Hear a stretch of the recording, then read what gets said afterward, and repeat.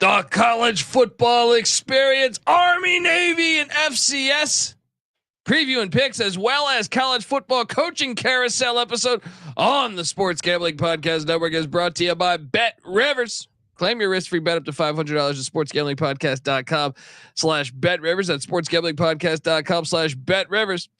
We're also brought to you by Game Time. Game Time tickets make the perfect holiday gift. Download the Game Time app today. Use that promo code CFBX for $20 off your first purchase.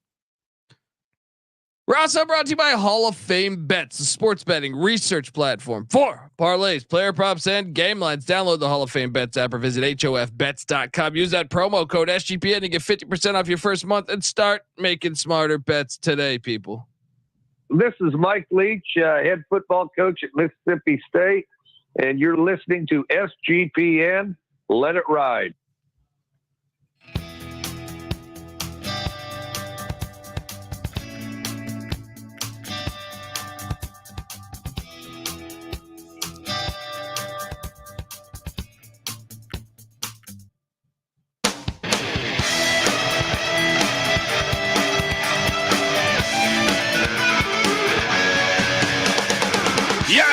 Yes. Woo!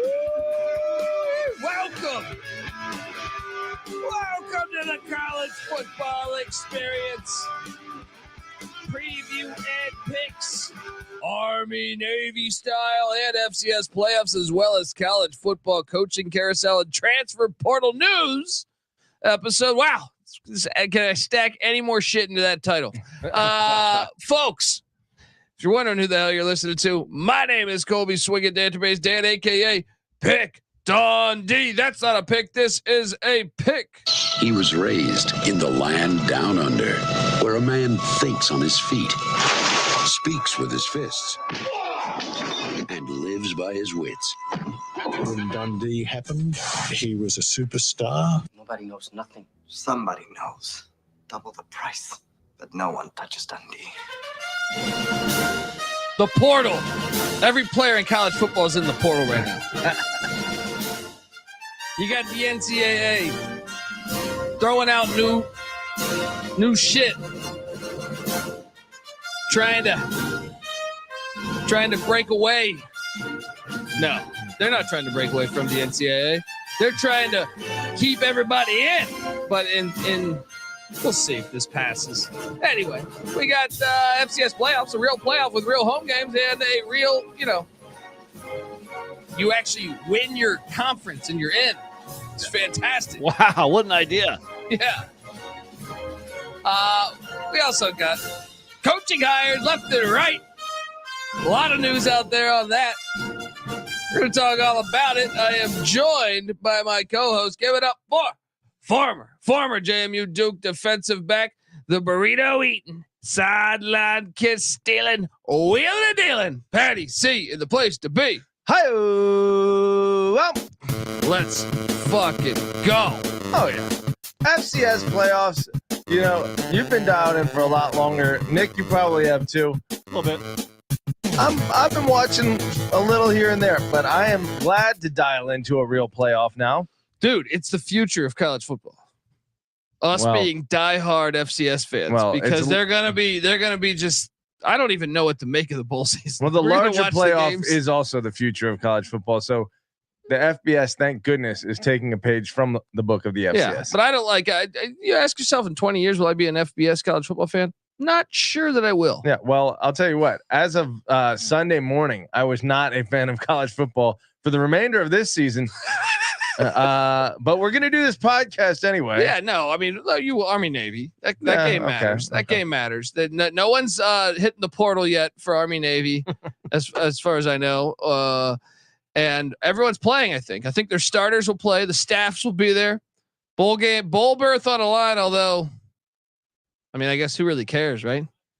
You make a bowl game, you go play a team on their fifth string quarterback. Are they going to go bowling though? Is that winner? If they're both 5 and 6. Well, what I'm saying is, haven't all the bowl slots been filled?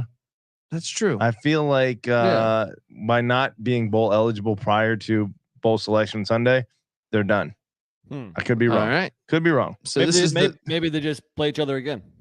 There you go. Yeah. Let's go. We are joined by third man in the booth. Give it up for the DFS god himself. Come play DFS college basketball and college football with us. Give it up for the rooftop IPA drinking, homebrew making, tobacco road living, the free life giving, former Herndon Basketball League MVP. Give it up for NC Nick in the place to be. There we go. What's up, guys?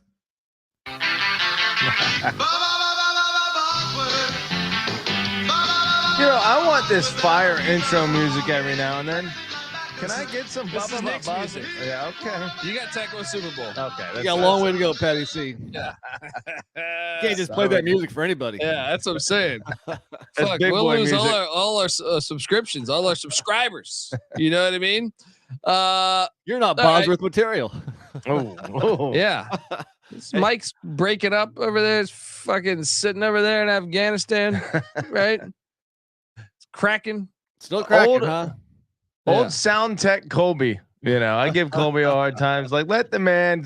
I've spent some I don't know time if you in know a this, bunker but- before. I don't know if you know this, but this is a podcast. I know we have some people watching, but like the key success of this is people listening. Audio quality. Yes. Oh, look, I've spent some time in a bunker in Afghanistan myself. You're the type of guy that likes the live albums, right?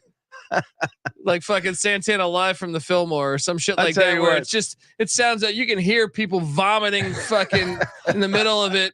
It's like, Colby's look at this. always been against live recordings. I like live recordings. Not necessarily better than studio, but you can get more of a real feel. It's not quite as uber polished as a studio. Very album. rarely does the live performance do better than the album I because you think can sometimes hear. it's better. Sometimes it's better. Well, you know what you do is No. if you love a song and you listen to it a million times, it gives you a little different flavor. Sometimes they change this, they change that. Yeah. That's what Sometimes- Nick's doing. He's Yeah. giving you a little different That's flavor right. today, Cole. Sometimes Yeah. maybe they extend it. Maybe they jam out a bit. Ain't nothing Yeah. wrong with that. I'm gonna need him to talk less. Don't do that because the mic sounds shitty. But anyway, folks, shout out to everyone in the chat. Hopefully you're watching youtube.com/the college experience. We got a lot of news. And it starts with every quarterback in college football in the transfer portal. I mean, can you name any quarterback not in the transfer portal right now? That's Should've not Sanders. going pro. That's true. That's just because of the dad thing, man. All right. That's what you got to do. That's the future of recruiting. Yeah. Just hire the dad Hire on the their dad. staff. Basketball's been doing this shit for years. You know what I mean? Get their high school coach. Yeah. Now a lot of other Colorado Buffaloes are in the portal. Well, yeah, they're told to leave. You know what I mean? Everyone's told to leave. Fucking Kyle McCord, Ohio State says, you know what? I know you only lost one game for us. 6-point loss. Yeah, to number but you one can't team in cut the it here. nation We need you out of here. on the road. We need you out of here. We want to go out and get a better player. Maybe What are he we can go- doing? Maybe he can go like a quick hour and a half drive to Athens, Ohio, become the new quarterback for Ohio. Yeah, because we got Curtis Rourke, and these are the breaks. He's in the portal. Daquan Finn from Toledo's in the portal. Let me get this straight. So we got what? 11-1 Toledo hit the portal. What was Ohio? 9-3 hit the portal. EJU was 9-3, I think, right? Hit the portal. The backup hit the portal. The backup after that hit the portal. Oregon State. I don't even know who's gonna play for Oregon State in the bowl game. Who I'm knows? seeing the backup at Oregon State as the number one quarterback. Yeah, That's what I'm saying, because it was Aiden Childs, who was like a huge recruit. get, and he played Yeah. some this year. Okay. If he couldn't beat out DJU, he might not be that good. Touche. Yeah, pretty the solid, red though. shirt Yeah, should it's be all right. done forever. The coach is planning on red shirting a player. That has to go forever. Now it's you only redshirt if they just don't happen to play. I Yeah. like Tyler Buckner, who started for Alabama this year. He just said, "I'm transferring in lacrosse." What? Fuck is that? I know, saw that- that. Can he join the football team still or no? I'm guessing no. Or I- can he? Yeah, you could be I on have both no teams. idea why he would say he's transferring in lacrosse. I don't understand it, but I mean, he was apparently one of the top lacrosse players in the country coming out of high school. he's gonna be going back to Notre Dame, right? That's Could what be they're going. saying. Oh, they were like defending national champs, if I'm not mistaken. Could go to UVA. We need a quarterback too. You think I'm being funny, but I'm really asking what quarterbacks next year, because we know Caleb Williams and Drake May are probably going to be in the NFL. What quarterbacks? Dylan Gabriel, 10-2 Oklahoma portal. Quinn Ewers is I think the one I could really think of. Yeah. So like, who's the best returning quarterback to his same team? It's a hilarious question. Yeah. What are we doing in the fucking sport? Is the question. I would You know what honestly I mean? need a list of like the teams that have a returning quarterback and who don't. Well, we because- know. Okay, let's just go SEC. Okay, you got Mertz, I think, right? I guess. I mean, so far. Yeah. hasn't left yet. I think I actually commented. Milton's I think I gone. had a few cocktails and I saw like he's announced he's coming back. I was like, where was he going? The grocery store? What the fuck's going on here? What about Ole Miss's quarterback, Jackson Dart? He should be back. He's not in the portal. That's one. Yeah. Oh, you That's know what? one. Matthew Austin's point. Jalen Milrow. Melrose back. That's Just Well, huge. the season hasn't ended yet. Yeah. He could still hit the portal. Why would you hit? Well, Alabama might say, dude, can you go? Yeah, that's true. Yeah, I'm not. You think I'm fucking around? I'm being serious. Kyle McCord just went 11-1, and they told him to leave. Yeah, and Yeah, it's probably but- a better quarterback than Jalen. You're Milrow. telling me if Michigan wins by 2 touchdowns, that they wouldn't consider getting no. They a might- better quarterback? I think they would. I just think with Milrow, you can see raw skills, and I think the more he plays, the better he's going to get. I don't know if you can say the same thing about McCord. Let me ask you this: is Jalen Milrow a poor man's Michael Vick or a rich man's Jeff Sims?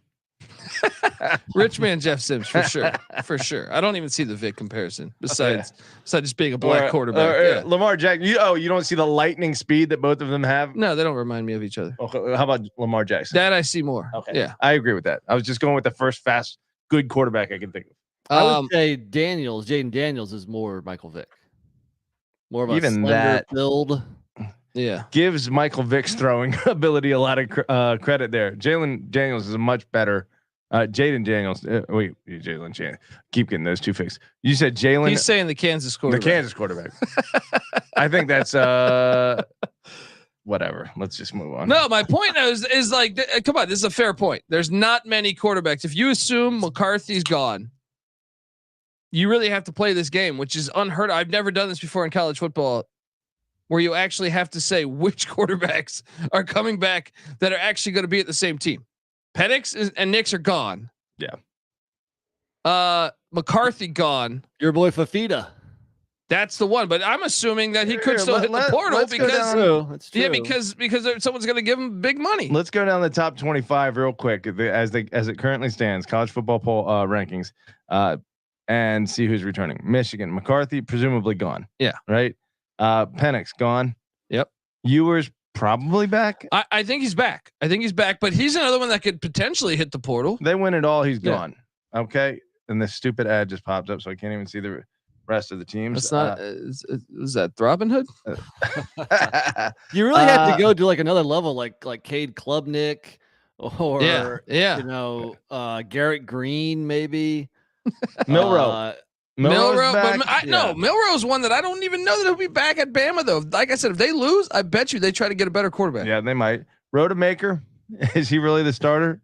Not. They're already talking. They're already talking to DJU, so they're trying to get a quarterback They there. better be. Caden Salter. That's for one. For now. That's one for Should we say- Liberty. Georgia. What's his name? Should be back, right? Well, what Vandergriff transferred to Kentucky today? Really? Yeah, They Yeah, might. strange move. Got to start somewhere. all of Vanderbilt's teams in the portal. It's hard to really make sense of this. There's not many quarterbacks. Will Aller still be there at Penn State? So far, so good. Yeah, I for would Penn- think so. Even though they're hiring Kansas offensive coordinator, which runs the quarterback a lot, so I don't know. But Carson Beck at Georgia's back. Dude, Kyle McCord should go to Penn State. He's from Pennsylvania. He should go to. Honestly, Nebraska should just give him as much money as possible. Sims is back in the portal. Yeah. Hank This is gonna- Bachmeier's in the portal. That's gonna Taylon be Green. interesting. It's gonna be interesting next summer when we're doing previews. You know, when we're talking about over-unders for next year, because this is just out of control. What I can't. I mean, look, the portal's been crazy the past couple of years, but you at least for the most part kind of knew, like, oh, Drake May's coming back to Carolina. Yeah. Caleb Williams is coming back to USC. Penix will be at Washington. This is fucking chaos. I mean, you try to like figure out who Will Howard's gone from K-State. Where's he going? Every good quarterback on like a 9-win team or 8-win team and above is in the portal. It feels like, with the exception of Klubnik and like a rare few. Yeah. You're right. Well, we said that the one and done in college basketball was a great equalizer, and which allowed more experience, mid majors in college basketball to come up and challenge the blue bloods. Maybe the portal has the same effect, especially with a 12-team playoff. A lot of good teams losing their depth, and a lot of these mid-level G5 teams maybe stealing some great transfers. And but I think the big programs that lose a quarterback, they're going to get a quarterback too. So it's just going to be a great reshuffling. Probably yes. But I also think that might result in it's like the Brady thing. Tom Brady's comments about why the NFL quarterback play is so bad. What did he say about that? Well, I'm just saying Brady was saying that they're not developed as well. Yeah, that might be an element of this. Is that by you switching fucking teams every year? Yeah, you never learn a system. Know what I mean? Very well. How many DJ he still has 2 years of college. He can go to a different team next year as a grad transfer. No, hold on. I thought it was just one. You're only allowed one transfer as an undergraduate, right? And isn't but the he's NCAA a graduate. He's a fucking graduate. He is now. Clemson just passes you, bro. You know what I mean?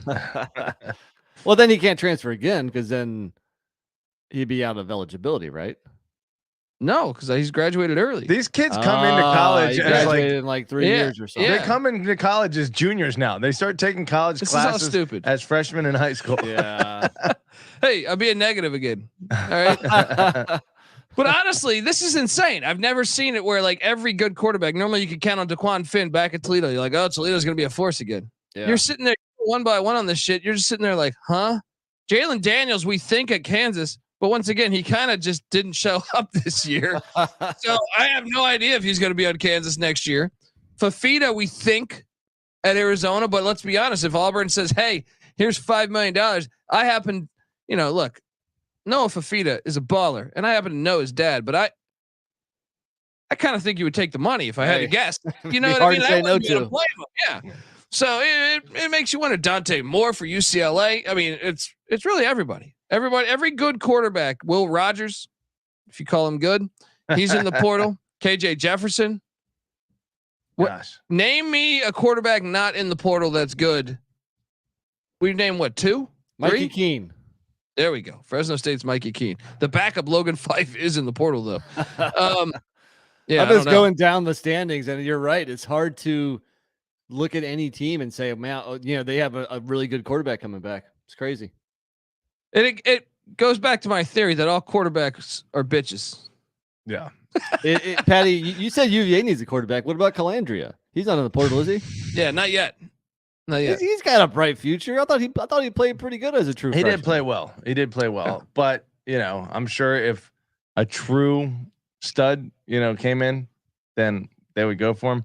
Calandria also had a habit of making an ass out of himself, like saying not if, but when we beat Virginia Tech, and then proceeding to have 55 hung on them and have their own field stormed by Virginia Tech. He's a young guy. He'll learn. Yeah. We Hauck in the chat. Shout out to we. Why spend very much time recruiting quarterbacks out of high school now? It's a waste of resources. A lot of people are saying that this is the death of recruiting in general. Is the transfer. I've always thought football recruiting is much more overrated than basketball, but yeah. Now I think, like, why even quote the who stays? Like, I'm talking every position. They're all transfers, so it's like, I don't even know how you rank your recruiting rankings, because at the end of the day, I'm talking 4 years from there. You're like, wait, they're scattered everywhere. Like, yeah, I don't know. Like Graham Mertz is a 5-star. He's probably not going to. Billy Napier will be fired by next year. He'll probably transfer somewhere else. You know what I mean? It's like you're gonna be on your third university. Well, an interesting thing, obviously, that 24/7 Sports does is the re-ranking players once they enter the transfer portal. So you kind of do get an updated talent, ranking for the team each year now. But again, trying to make sense and balance like the transfer portal rankings and the recruiting rankings. They just need a composite that is like, how talented do we think this team is? Yeah. Well, it's like, why even like, we get excited when like, okay, Colorado's going to land this 5-star. Like the early signing day thing, you have no idea if you're even going to get them because, and then you're like, what are you going to get them for a year? You don't play them. Even if you do play them, they bounce. It's just, I don't know, man. It's hard to get. Like, I love the sport, but it's definitely harder to get behind. Maybe now we than see ever. Wake after all the progress. Jim, or no, what's his name? Clausen. Dave Clausen had made. And with that Jim Grobe approach of get old, stay old. Yeah, can't do that really more. Really, I mean, I guess you could if you just got old transfers. But are you any more experienced with that approach than any other school? I don't know. It's kind of sucks. It's kind of part of the fun of college football is watching players develop. I feel like the innocence of it is gone, right? Let's go. FCS is where it's at. Folks, I want to tell you that the college football experience is brought to you by Bet Rivers. Bet Rivers is available in over 14 states plus Ontario, Canada. Bet Rivers has some of the best live betting markets in the space. Their betting menu is second to none, including a ton of props. So what are you doing, folks? Sign up using our link to get a risk-free bet up to $500. Just go to sportsgamblingpodcast.com/Bet Rivers and sportsgamblingpodcast.com/Bet Rivers. Probably gambling call 1-800-GAMBLER. All right, I wanted to do this before I talk about the current coaching hires. I wanted to ask you guys. I wanted to go through the 2021 first-year coaches. Talk about. They've been there for 3 years now. They're going to be entering year 3 coming this year, and will that seat where are we at with, where they are, and if they'll make it through the year. So these are the coaching hires following the 2021 season. Yes, 2021-22 entering year 3. Got it. Entering year 3. Okay. The most highest profile ones. This was a huge year of coaches. Lincoln Riley going to USC. I would be curious if you look at what Lincoln Riley did. Like if you were to grade this right now for USC, the guy's still young. He's only 40 years old, believe it or not. And that's crazy. He's 18-8 in 2 years at USC. Are we still like that was a home run hire, Nick? No, I don't think so. I mean, I wouldn't say he's done bad. I mean, they probably should have made the playoffs last year. This year, things kind of, came apart. I just think his teams are always soft. Yes, he always has, high-powered offenses, and he's kind of cutting edge on that side of the ball. But I don't trust him as a really good head coach. Clay Helton's first 2 years. Remember, he was thrown in when they fired Lane Kiffin on the tarmac. Or no, Steve Sarkisian. No, I'm sorry, Steve Sarkisian when they fired him for not showing up to coach. And then at least Lincoln Riley has shown up, and he hadn't tried to sue the own university yet. I don't think he has a drinking problem. I don't think. But it's funny that you said Sark because Sark's looking better right now. Well, that's hold on. Hold sorry. on. USC Clay Helton was 21-6 his first 2 years. Wow. 21-6 his first 2 years. What do you make of that, Patty C? I mean, I guess by the time Helton had taken over, he took over for Kiffin directly. Yeah. It's tough to say what Kiffin had, how full he had left those cupboards. I think he was probably pretty decent, obviously toward the end, but obviously not good enough. I mean, they were still talented. They were still a pretty good, a talented roster, but they ended up coming back in his first year against Penn State and beating them in the Rose Bowl. Yeah. It's actually probably a similar first 2 years for them. A standout first year, kind of regressed in the second year. And Sark, by the way, is entering year 4 next year, so he's 1 year ahead of this cycle. Yeah, I would say Lincoln Riley definitely needs to show. He needs to get 10 to 10 regular season wins, which is going to be harder in the Big Ten next year. I don't know if that changes the expectations, what they should be. Yeah, going to the Big Ten. So, do you think there's a chance that he could be fired at USC next year, Nick? I'll say yes. I mean, if they go, what did they go this year? 7-5. Yeah. I think let him go 7-5 again. I think they're considering it. But while we're here, I was going to go conference by conference, but since Clay Helton was hired by Georgia Southern the same year, he is 12-13 in 2 years at Georgia Southern. I told you I'm a part of these groups, and they're already saying they want him fired at Georgia Southern. But so I would say this one definitely is one that to me, if you don't win more than 6 next year, you're going to be fired in the regular season too. I think like you won't even coach the bowl game. I think. What do you make of that assessment, and how do you think Clay Helton's doing in Statesboro? Well, 2 years, 2 bowl games. That's not too bad. But this year they lost their last 4 games. So he needs both years. I feel like last year was the same story. Yeah, not quite. I mean, they beat App State in double overtime the last game of the season. But you're right. They lost 4 out of the last 5. So yeah, finishing the seasons has not been very good for Georgia Southern. So I think he needs to get off to a good start next year. But I mean, I don't know. Well, remember they fired Chad Lunsford, and Lunsford's he was 10-3, 7-6, 8-5, and then just 1 3-9 season fired. Yeah. So their expectations mighty high there. Let me ask you this: was Helton that pass happy at USC? Back-to-back years, Van Treese and now Bryn, second in the nation in pass attempts. Yeah, he had like Kingsbury, right? No, he had Kingsbury for a month. He had he had the other Leach quarterback that's at Purdue right now, Graham Harrell. He had Graham Harrell. So yes, he was. Yeah. Okay. I mean, I don't know if that if the sensibilities of the people in Georgia Southern are anti-pass, but if you've succeeded for as long as you have running the triple option, and some guy comes in and just flings the ball all over the field constantly and doesn't at all live up to your standard, then yeah, that's another reason to sour on him. So maybe they'll get over it or get over him. Okay, let's continue. The other big name hire from that season was Brian Kelly and his family at LSU. Brian Kelly, 2 years in, he did play for an SEC championship. However, though, 19-7. Wait, how could he be 19-7? Oh, because you play 1,000 games now. Okay, yeah, he was 10-4, and then 19-7. They still have a bowl game left. He could go 10. He could have 2 10-win seasons. He needs another 10-win season next year. They have. I feel like the LSU standard. Dude, he could be on the hot seat next year. Like I could see them if they have like a 7 or 8 win season. I could see them pulling the plug. Absolutely. Yeah. Dude, this team has been in the championship essentially every 4 years for like 2 decades straight. You know, I don't know. I think he gets at least a 4th year. I mean, 9-3 is not bad, especially looking at their losses. You know, their 3 losses this year: at Ole Miss, at Alabama. Dude, Orgeron won the national championship. They fired him 2 years later. Well, so what did he go that year? He went like 7-6. He went 6-6.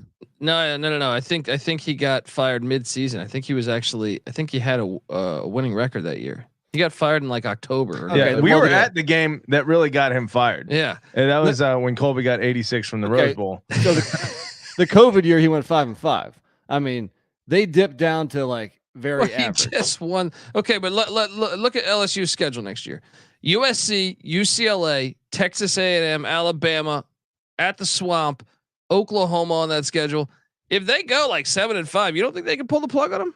I think if he goes 7-5 in year 3, he's very much on the hot seat in year 4. I mean, things would have to go really bad for him to get fired. I just think LSU is not very patient, sure. And like to me, like nor should they be. Yeah. Here's the other thing: LSU is an SEC team, and if you're not winning big and you're not a cultural fit, it's going to get worse faster. You know, if you're Sam Pittman and it's like, okay, you are one of us, maybe you get that extra year. If you're Brian Kelly and you're shit in the bed and you're just this Massachusetts asshole, then get the fuck out of here. If Daniels wins the Heisman this year, does that help him? I think it does. Yeah, I think just kind of excitement around, yeah. And then I know if you go back and listen to our episode, I think we did say that Lincoln Riley was a home run hire for USC, but we also said Kalen DeBauer was a home run hire by Washington. He is 24-2 in 2 seasons. How's that going? Whew. I'd say pretty I don't even know if they're going to be able to hang on to him, man. Ohio State, one more year. 24-2. Freaking Ryan Day could lose to Michigan by 1 point and lose the national championship next year. And just because of that, just because they didn't beat Michigan or win the national championship, he'll be gone and they'll hire DeBauer. Well, I know we're going to get to the coaching hires of this year in a little bit, but that's the one thing about this year is like there's been no big splash hires. Yeah, a little bit of a dud so far in the coaching carousel. I want to get to want to get to some of those that I think are. But hold on, Dan Lanning. I'm curious where you guys are at with Dan Lanning. He's 21-5. He has a terrible record against top 10 opponents. I think he's 1-5 against top 10 opponents, but 21-5. Never won a Pac-12 championship. That's now it's the Big Ten. Never. It's been 2 years. I know. Well, I know. Well, just saying that the conference is gone is my point. It's past tense. We'll never get a chance. Gotcha. Where you at with Dan Lanning? I think he was an upgrade over Cristobal. Obviously, if you know me, I think they're happy with him. Yeah, he's knocking on the doors. Only it was like I said, only 2 years. So now, him going to the Big Ten, we'll see how they fare there. I don't know. If anything, it might be easier than it was in the Pac-12 this year. This year, maybe. Yeah. Mario Cristobal, by the way, the exact same person, or at least coaching experience as Manny Diaz. I mean, it's funny you say that because we have Mario Cristobal on here. We can just fast forward there. Yeah, Mario Cristobal enters year 3. Now he still has a bowl game against Rutgers, which I would assume they win. He is 12. I don't know about that. I don't know if I'd assume that. He is 12-12 right now. 12-12 in 2 years. What the hell happened to Miami? He is 6-10 in the ACC. Wow. So basically, 6 of his wins are against Group of Fives, or he has he has the embarrassing loss to Middle Tennessee last year. Yeah. I mean, here's the thing: they spend a shit ton. Do you think they give him 4 years because he's a Miami grad? I mean, wasn't Manny Diaz? Wasn't Manny Diaz's dad like the fucking mayor of Miami? Yeah, it's true. They just said, fuck you. I'll say one coach that just seems so exquisitely made for Miami that if he's available could get Cristobal booted, before his time. Lane Kiffin. But I think other than that, I think Cristobal, because he's one of theirs, he was part of their championship glory. Dude, but if he struggles next year, they're gonna get impatient. Might fire him. Like, I don't see Lane Kiffin leaving Ole Miss on his own accord to go to Miami. Well, if they offer more money, John Ruiz. I know the FBI is coming for him, but I'm saying getting Evan Shapiro out of jail. I think they can combine him with John Ruiz. You think they can outbid Ole Miss? I do. That SEC money? I do. Yeah, that's tough. Yeah. I think they could.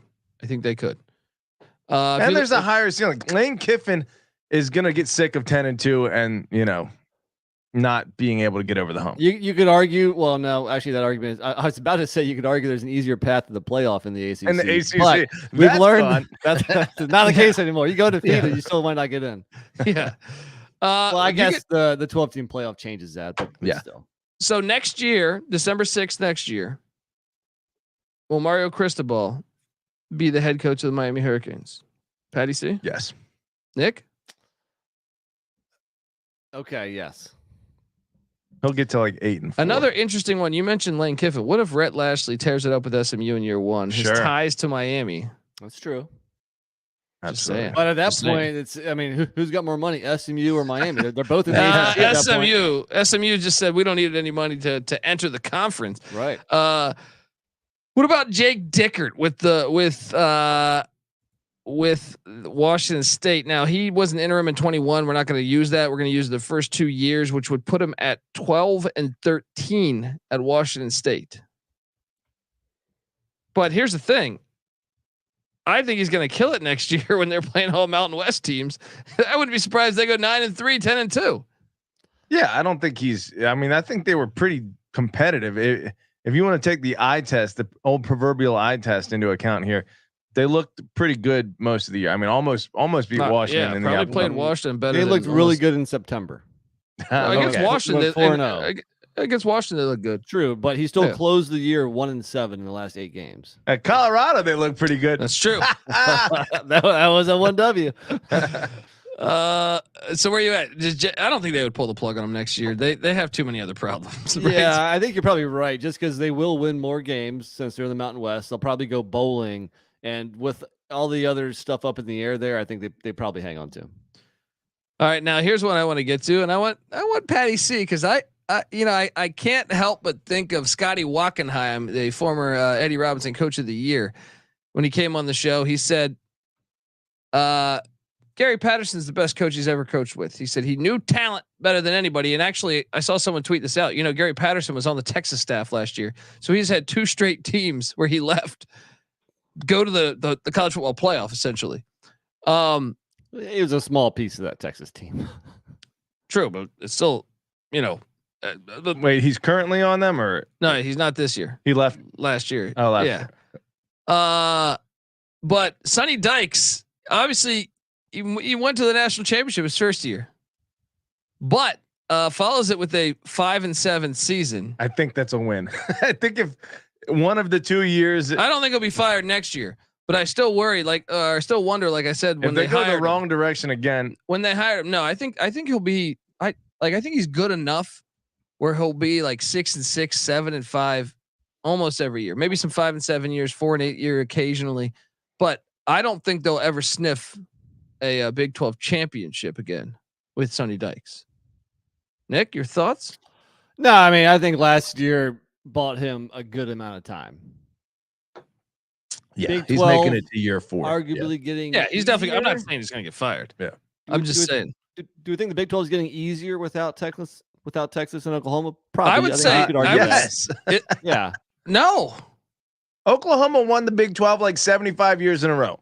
but Okay. I'm saying like this year was easier because you had UCF, Houston, and Cincy coming in. Next year you're getting Utah, Arizona State, Colorado, and Arizona. I think those are programs that are on your like. It's harder this year, or it's easier this year we just had than next year. I don't know about that. I don't know. Because of how bad, to your bet, Nick, where Houston, UCF, or Cincinnati were all ass. It's a You're tough adding question. some pretty good teams. Yeah, you're adding some. Yeah, pretty but good you're teams. losing Texas and Oklahoma. Dude, Utah has been Yeah. better than Texas and Yeah. Oklahoma over the past 5 Well, years. At least Texas Not for sure. this past year though. Not this year. Yeah, Yeah, if well, you're they had their starting doing quarterback a out for the 1 year whole fucking year. comparison. But yeah, look, yeah, Cam Rising's back for his 75th That's a year decent- next year. That's a quarterback coming back. There you go. There we go. Forgot about him because he didn't play this year. That's the only reason why he's not playing for USC. Let's talk about Oklahoma and Brent Venables. See, I thought he had a huge year this year to buy him time because I do think he's on borrowed time as they enter the SEC. But I think this year bought him time. 6-7 year one. He follows it up with the 10-2 season, and then next year, obviously, becomes a little bit of. Let me gauntlet. ask you this: Big year. is Jeff Lebby leaving a blessing in disguise for Yes, Oklahoma? it is. Yeah. It is. But I still think it's just going to be tough, man. Like, what are their like Oklahoma has unreal expectations, right? And when you look at the schedule, Well, probably entering the SEC. Yes, that's what I'm saying. Look, next year they have away games at Ole Miss, at LSU, at Auburn, the Texas game in the Cotton Bowl, the Red River Shootout, home to Alabama, home to Tennessee, even like home to Tulane and Houston. I feel like are challenging games, especially when you're catching body blows from Alabama. Tulane lost Fritz, but I guess Houston gained Fritz. But so I mean, anyway, I just even they're at Missouri next year too. Missouri's only going to get better, I think. They're going to go. What's the ceiling for Oklahoma? Especially with Lebby stepping out. They haven't hired a new coordinator yet, have they? They did. Who was it? Seth Luttrell. Luttrell. That's right. That's right. I'm just saying, like, there's not many clear cut, like, okay, what games would you favor them in? Home to Temple, home to Houston, home to Tulane, home to South Carolina. I'd favor them in all those. Rattle those again. Sorry. Temple? Let me dial in here. Win. Houston. Yep. Tulane Probably. almost beat them last time they played there. Still probably. South Carolina. They should be 4-0. Well, no, I'm not going chronologically. Oh, okay. I'm just doing the ones I think they're favored in. Winnable. I would ask you, would they be favored at home against Tennessee next year?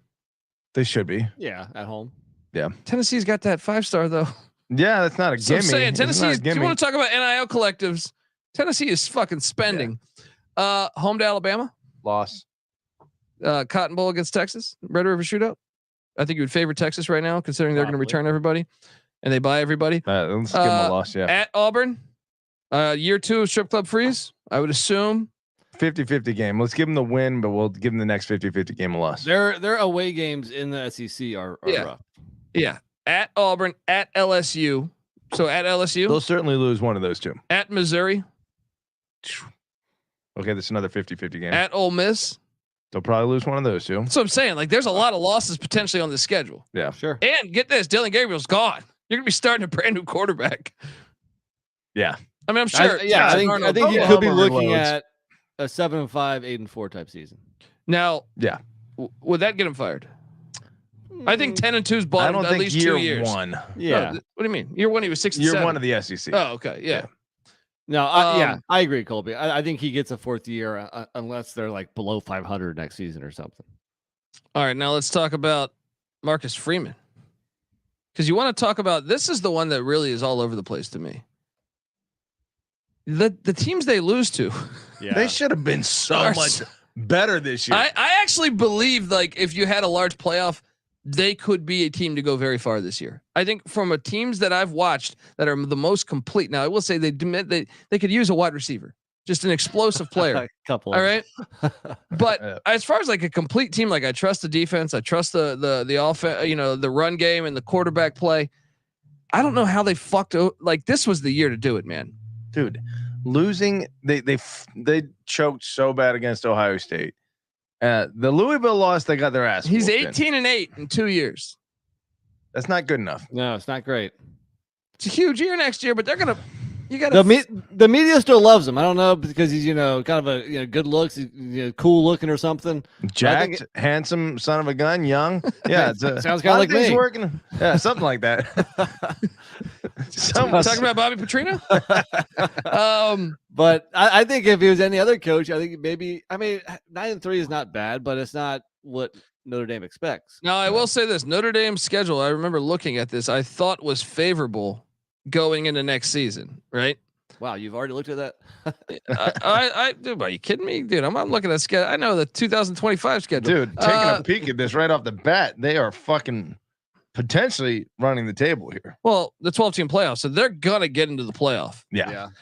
They're tough. That definitely buys them a lot of time. Yeah. Well, they at Texas A&M and at USC, they could. Those could be the two losses. And then Florida State at home, maybe they lose. Maybe that. Louisville 9-3. Yeah, I guess after this year. Yeah. But it's a favorable schedule for sure. So do you think he'll be there for a fourth year? Yeah, they'll be in the playoffs. So I mean, I guess you can't say a year from now they'll be. I guess it depends on who they get at quarterback and potentially Riley Leonard. Now here's where the real over under is. All right, I don't know if this would be an over under or how would you say this, but is it more likely Notre Dame is in a national championship game or even wins in it, probably in a national championship game, or that he gets fired? What would you take? What would you pick if you had to take one of those two?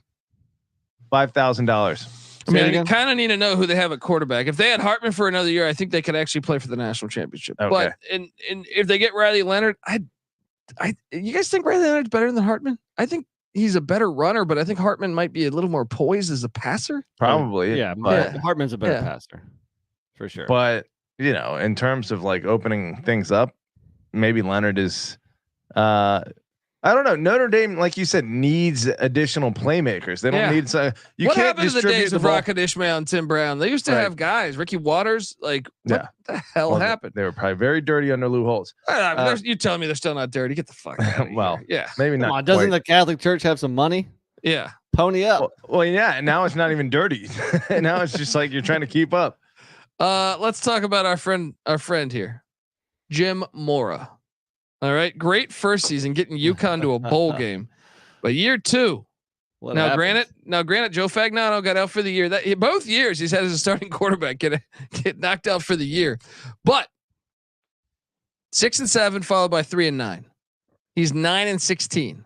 I think considering what he walked into, where they were winless, I think he's okay for a few more years. Hold on, I totally lost track. Jim Mora. I think I kind of agree with you, Colby. The only difference the only thing that might change that is I think UConn, they want to succeed in football to make them more attractive to. But they were so bad. I know, but now is like their time to strike. If they want to get into a major conference, it has to be soon. So they want to be good in football in order to make them look more appealing. You're not going to get a better. I think you're right. I think you're right. I think he's fine for a couple of seasons. What do you think, Patty? What did Jim Mora accomplish at UCLA or anywhere? Two 10-win seasons at UCLA. I guess that's pretty good. Yeah. He actually only really had one losing season. That's better than what Chip Kelly's done. I mean, it seemed like a super grand slam home run hire for first year. He went 6-7. Considering they were winless the year before. That's a great first year. But this is a pretty big regression from that in year 2. True, but 3-9. All right. Yeah, they need to get better, or the seat gets hot. They better not Terry Bowden him. All right. All right, moving along. How about Don Brown at UMass? Let's talk about this for a second. Donnie Brown. What has he done? What do you mean? He beat Jerry Kill this past year. That was a huge win for the program. So year 1, 1-11, follows it year 2, 3-9. Wow. Progress. Yeah. I think UMass is ecstatic with 3-9.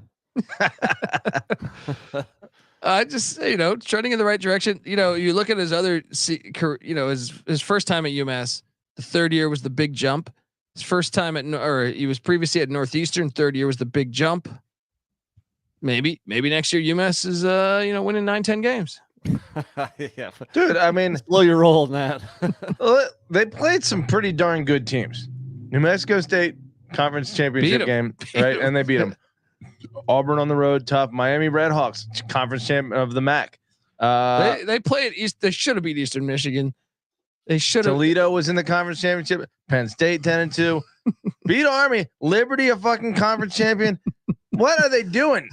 Why is UMass scheduling every team they play won 10 games? Yeah.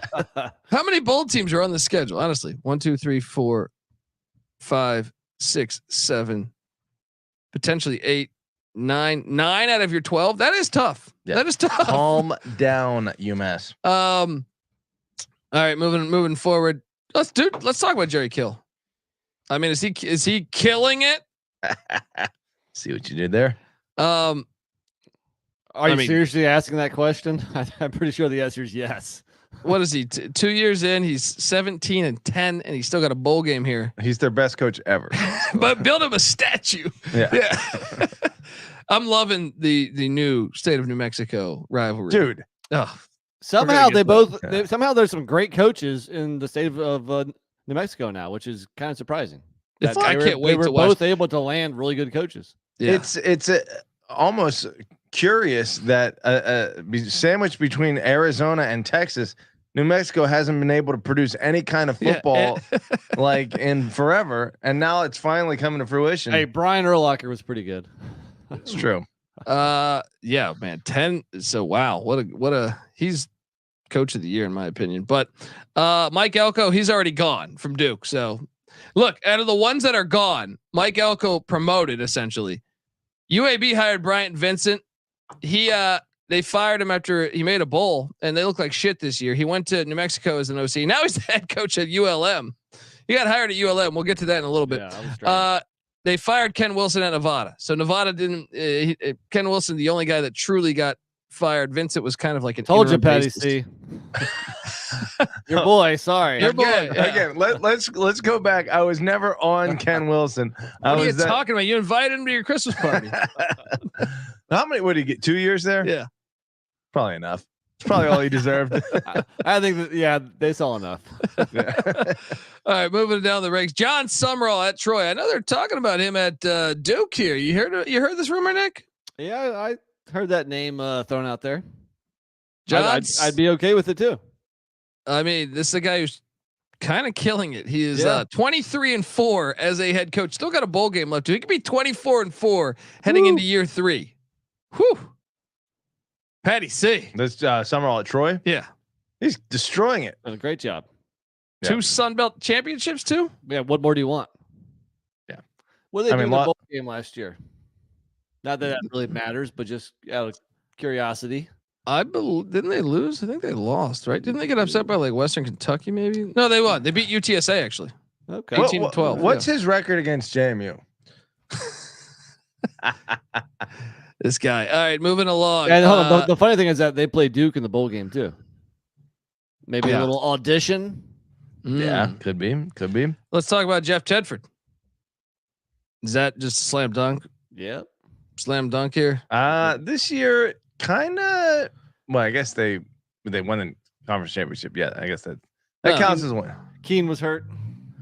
Well, another thing is he's not coaching the bowl game because I think he has another health issue. But that's a scary thing. Yeah, 8-4 this year, 10-4 last year. He beat 2 Power Fives this year, so you're not. Yeah, he's not. The seat's No, not I'm thinking hot. of Mountain West. No, it was who won the Mountain West? Boise State. Boise. Okay, so yeah, 7-5. What? Fresno? Well, he won it last year okay. At Fresno. Okay, Yeah. So I feel like there's nothing. He's fine. Yeah. He's fine. Rhett Lashley, SMU, fine, right? Yeah. Fine. Won the AAC, going into the 11-2, pretty nice. What do you think they do in the ACC next year? I got to see their schedule. I think they could be a fucking let's talk about this. They'll go bowling. Definitely. Dude, BC just went bowling. They're playing BC in the Fenway Bowl. That's right. They could be that could be the sneaky play. Could SMU save the ACC? At first I was like SMU, but the more and more they got a pretty good basketball program. The football program just won 10 games. I think George Bush. He's on the phone. Their ACC is very lucky that they were talked into taking SMU. Yeah, for no money. Right. Yeah. It's like, wait, you're gonna give us your best overall sports program for free? Okay, we'll take it because we're still paying Boston College. Right. We're still paying Syracuse. Speaking of basketball, though, as poorly as it turned out and maybe as bad as those teams were, the new additions to the Big 12, how great are they doing in basketball right now? Houston #1 nationally in the net. BYU #2 and Cincinnati #15 in the net.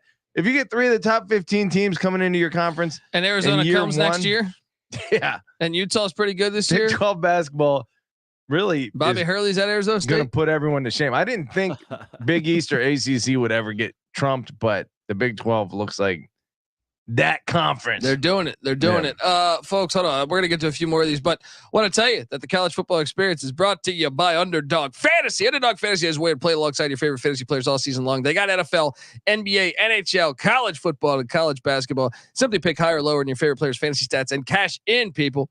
So watch along, make picks, maybe make a little extra cash on Underdog's mobile app or website, UnderdogFantasy.com. When you sign up with the promo code TCESGPN, and Underdog will double your first deposit up to $100. And get this, we'll throw in, show us a screenshot of you signing up with TCE SGPN, getting in there, and show us that. And we're going to put you in a little college football playoff,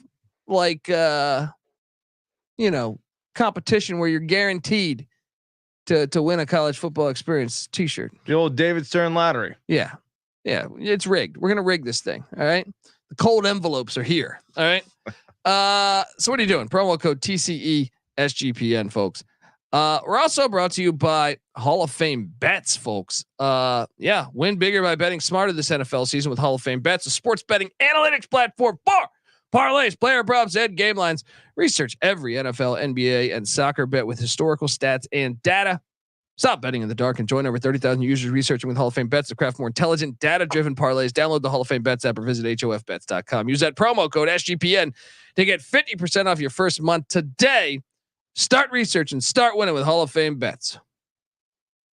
All right, couple more coaches on this list. Want to go through one quick thing. Hauck, shout out to him. He just threw out SMU schedule. So at home in conference, Boston College, Cal, Florida State, Pitt. I think they go. They could win all of those. Yeah. 2-2, then wait, 2-2. They could win all of those. Boston College, Cal, Florida. Who was State it? And Pitt. Oh, I didn't hear Florida State. Okay, Yeah, but I was about to say I would favor them. They could also go 1-3. They could also beat Florida State too. They're not gonna go 4-0. No, come on. 2-2. Yeah, and maybe then 3-1. at Duke, Louisville, Stanford, UVA. Pretty good road schedule. Dude, I mean, Louisville's the only one that's like a good. Duke's home. gonna be breaking in not 2-2, 3-1, dude. They're better than Louisville.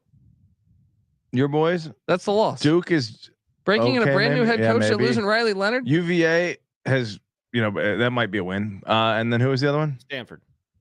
They might go 3-1. Yeah. Okay. I think SMU is gonna be just fine next year. He tried to sling that UVA bullshit. That's great. Did you see that? Let's talk about Joey McGuire, because I would say year one was a huge success. 8-5, beat Texas. Now last year, tough, but still 6-6. You're making a bowl game, chance to go 7-6. He's 14-11 in 2 years, and he's done it with, I believe, 6 different starting quarterbacks. Whew. This year was kind of disappointing because I think their season win total was at like 8 or something, right? So people They were expecting... in those games though, man. Yeah. Like if you go back to like what they should have beat Wyoming, they should have beat Oregon. They lose by 7 at West Virginia, and then they got their ass whooped in their other ones. But he's still on firm ground. But you kind of want to have the 6-6 year first year, and then the 8-4 year. Yeah, fair. You don't want to come out of the gates too great, because then when you dip a little bit, people are like, "What the hell's going on?" Where's our trajectory? But I think he's fine. Yeah. What's that? 14-10 over 2 years. I think you take that if you're Texas Tech. It's hard for me to get excited about Joey McGuire just because I didn't know a ton about him prior to him taking that post. But that first year opened everyone's eyes, and gotta give that man some time. West Texas, Texas Tech in general is hard for me to get super excited about. Like, true. Why is that? Why is there a ceiling? You're on a Big Texas 12 Tech? hater, just like me. Yeah. But they just can't seem. They don't seem to have the same potential most years. Really, because I think their NIL collective. They should. Yes, yeah. Texas Tech should be. I actually think like they're like ahead of Baylor to me, and I don't know about Houston, but TCU I would say long term. Yeah, I mean those are private schools in Texas. Texas Tech is a state level institution. Obviously, the state flagship Texas is going to have advantages. But what separates a Texas Tech from a Texas A&M? Why does Texas A&M have so many more resources than Texas Tech? But it seems like they really do. But either way, if Texas Tech can get exciting and represent the west side of the state, then sure, maybe I get excited about Texas Tech. There we go. I mean, shit, they played in the national championship in basketball not long ago. Should have won. If it wasn't for some bullshit. You know what I mean? Some Wahoo bullshit. Probably shouldn't have won. What about Mike McIntyre? I feel like this is the hardest job of all of them that we've mentioned. Maybe you could talk me into UMass being harder. 4-8 his first 2 years, 8-16 overall. They went winless the year before he got there. Is that right? Yeah, they did. Yeah, they did. I mean, so I think you're still happy with what he's doing there. And their whole team got rated. And this is the hard part. It's like that you're seeing it again. Their receiver Notre Dame just landed their receiver. I'm drawing a blank on his name. Chris Mitchell, I believe his name is. Yeah. They got their whole team rated this past year. Yep. That's got to be par for the course, though. That has to be the expectation. So then 4-8, like ULM. Yeah, they are on ULM's level to me, where it's like they're just gonna get destroyed in the portal every year. Florida International is one of the worst jobs in the country. Yeah. Yep. Yeah. So you take 4-8, but that wasn't good enough for Terry Belton. Yeah. Terry Belton was going 4-8, and they're like, "Get the fuck out of here." Jay Norvell. He hit the over for us this year. However, I still thought they would be bowling, and they didn't this year. Now, I do think the team was a lot more competitive this year. Yeah, they showed definite signs of growth. 3-9 year one, 5-7 year two. They're sitting at 8-16. Should have beaten Colorado. It should have been bowling.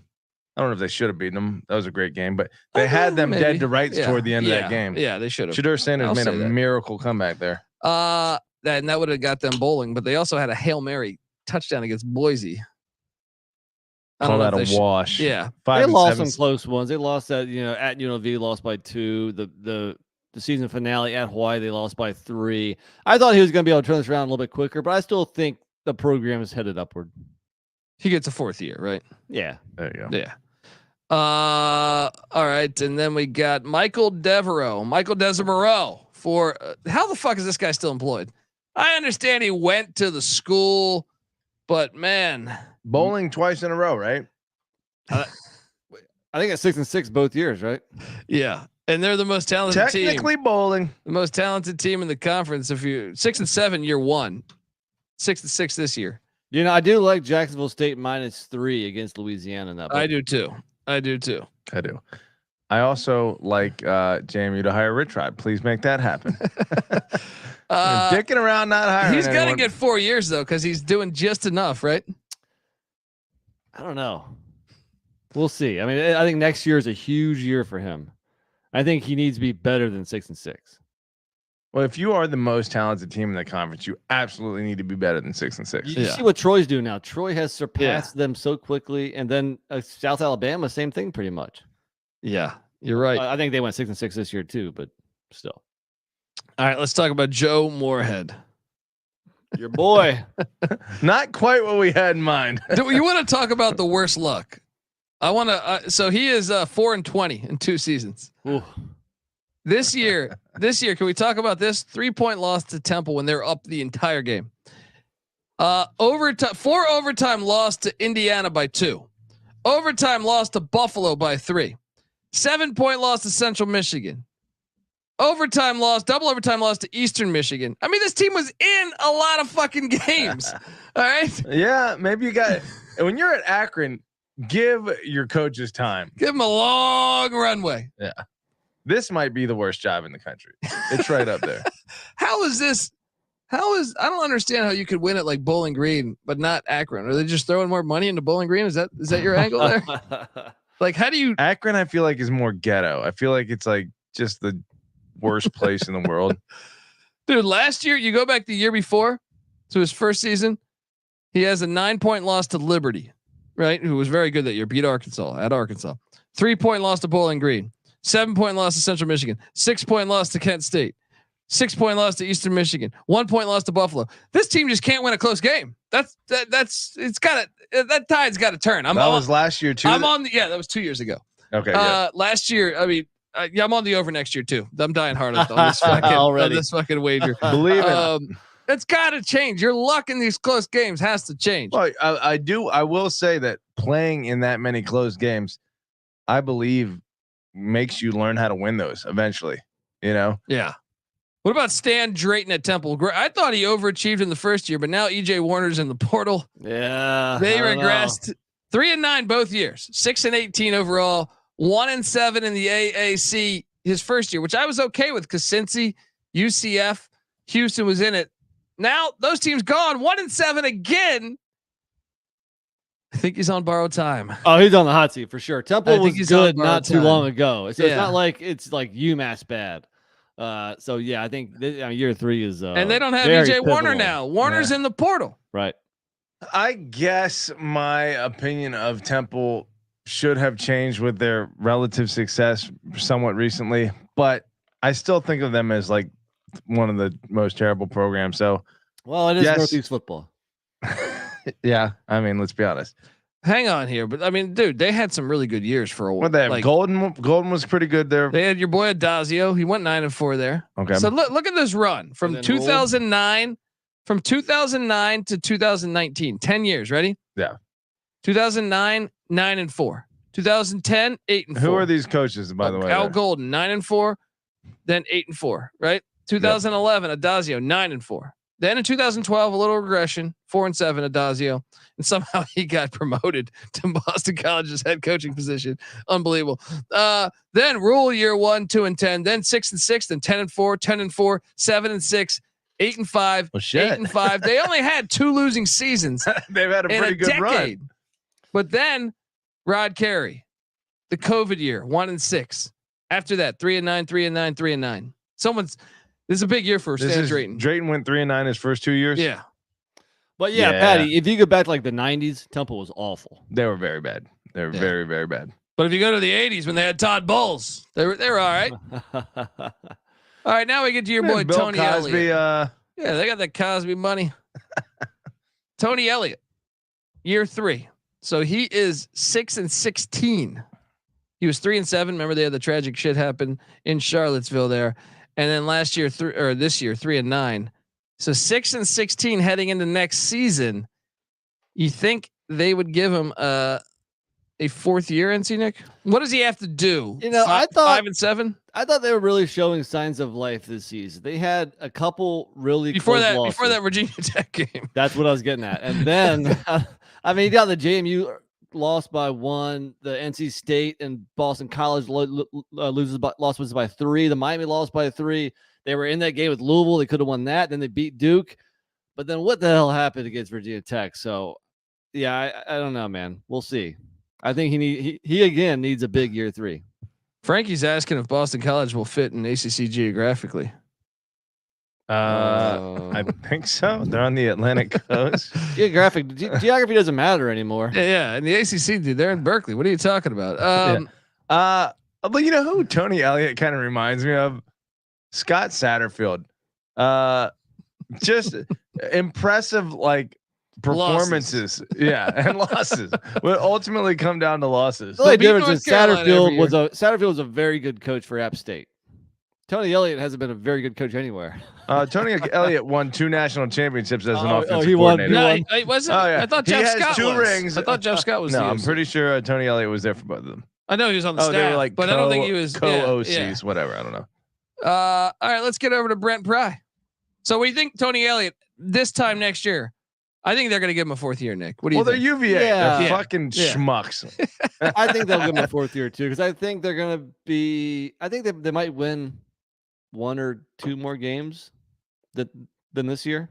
Yeah, 5 and 7. 5 and 7. Statue in Charlottesville. All right, now we got Brent Pry, 3-9 or 3-8 his first year. Remember that 9th game was canceled, or they would have been maybe won 4. Then 6-6 last year, bowling, and he has a chance to go. So he's 9-14 right now. Has a chance to go 10-14. If they beat the Tulane Green Wave without their head coach or Michael Pratt, which is likely. Dude, after the way Tech ended this season, you have to be stoked about fucking Brent Pry. I would think. Nick, I mean, Kyron Drones is probably the 2nd best returning quarterback in the ACC, behind Klubnik. he still lost to Marshall this year, though. Early, I guess was. Yeah, they turned a corner there a little bit mid-season, finished the year pretty strong. Wait, so hold on. Let's try to look at this thing here. Well, consider in the Florida State game, you go back to that Marshall game. That's when it was looking real bad because ODU, Purdue, Rutgers, and Marshall. None of those teams strike fear in most people's heart, and they came out of that stretch 1-3. Next year, we thought he might get fired this year. Yeah, but before they turned it around. Next year, their road games are at Vanderbilt, at Duke, at Miami, at Stanford, at Syracuse. I mean, dude, they could have a huge year next year. A nice road schedule. Keep giving him these fucking cakewalk non-conference, and they're at Old Dominion too. I forgot in there, right? Their home games: Marshall, Rutgers, Virginia, Boston College, Clemson, Georgia Tech. They're going to go 11-1 next year. Yeah, they can go 11-1 next year. Brent Pry will be National Coach of the Year next year. We say that, but watch him go 6-6 again. Yeah. So I think you're excited about Brent Pry still. I think he's going to be fine. All right, now Sonny Cumbie at La Tech. This is one. You want to talk about the worst hire? I think this is worse than what's it called? Than Ken Wilson at Nevada. I do. I don't know if it's that bad, but it's bad. Dude, they were. Look, Nevada. See, Colorado State took their Nevada's whole roster went to Colorado State, so the cupboard was fucking empty. La Tech gets rid of Skip Holtz, and they had talent, man. So he was walking into a talented team, and they've been ass. He's a combined 6-18, 3-9 each year.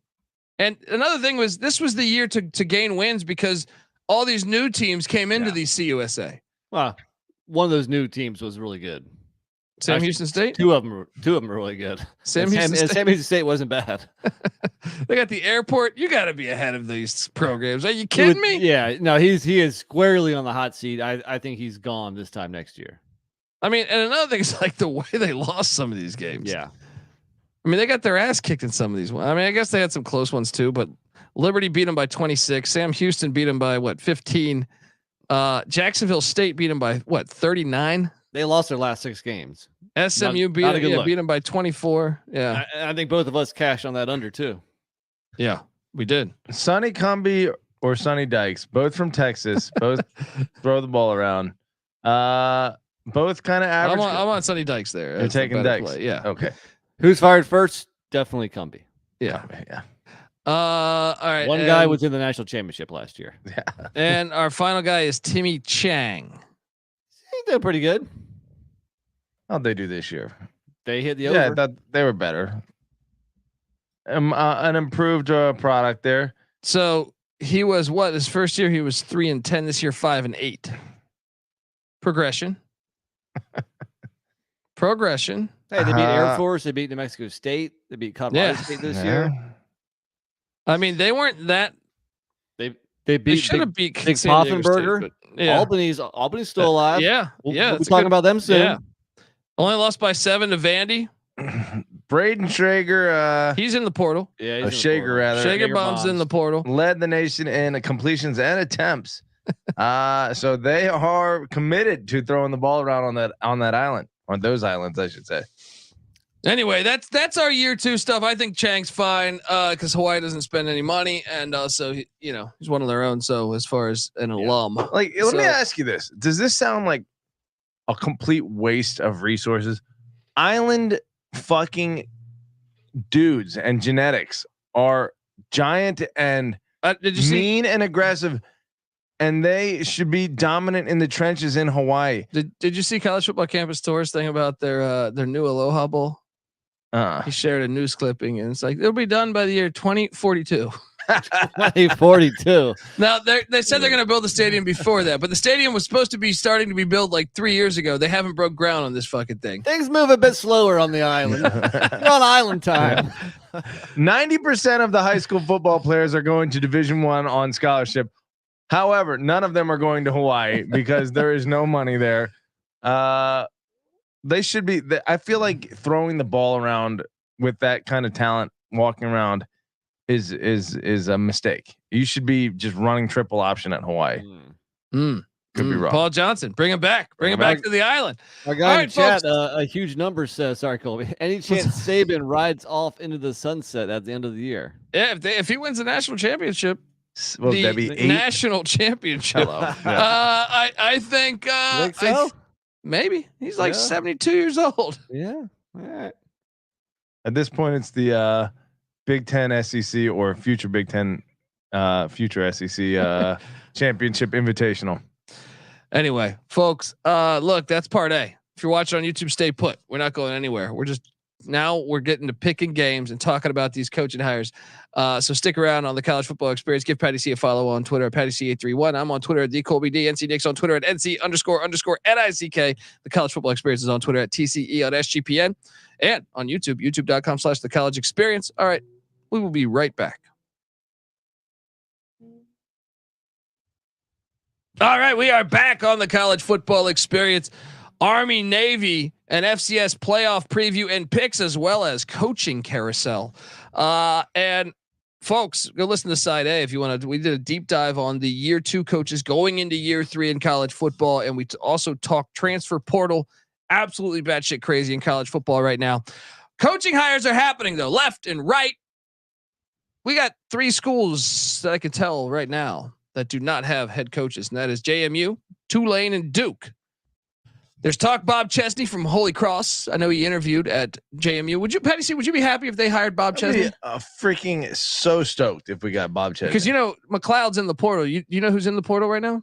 Matthew Sluka. Let's get him. Although he's getting some bigger names. You see that? Mentioned. Fucking SEC schools are looking at Matthew Sluka. People don't know. People don't know. Did you say Nevada hired somebody already? They did. Nevada went out and hired Jeff Choate this is the guy that built Montana State's program. He's been Texas's DC. So he built Montana State's program. I believe he was previously at North Dakota State. He left the head coaching position at Montana State to be Sark's defensive coordinator at Texas.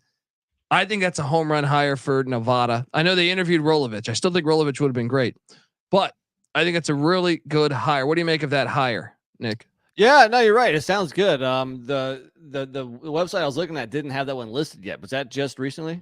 Yeah, like past 48 hours, I believe. Okay, gotcha. So. No, it seems like, I mean, I think it's much better hire than Ken Wilson. So I like when Nevada football is legit. So hopefully he gets them back up there. Actually, let's talk about this because I was thinking about this.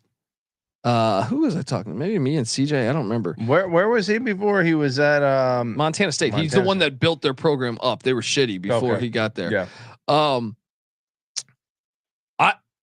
I know we got news, today that Craig Bull retired. Jay Salvell coming in.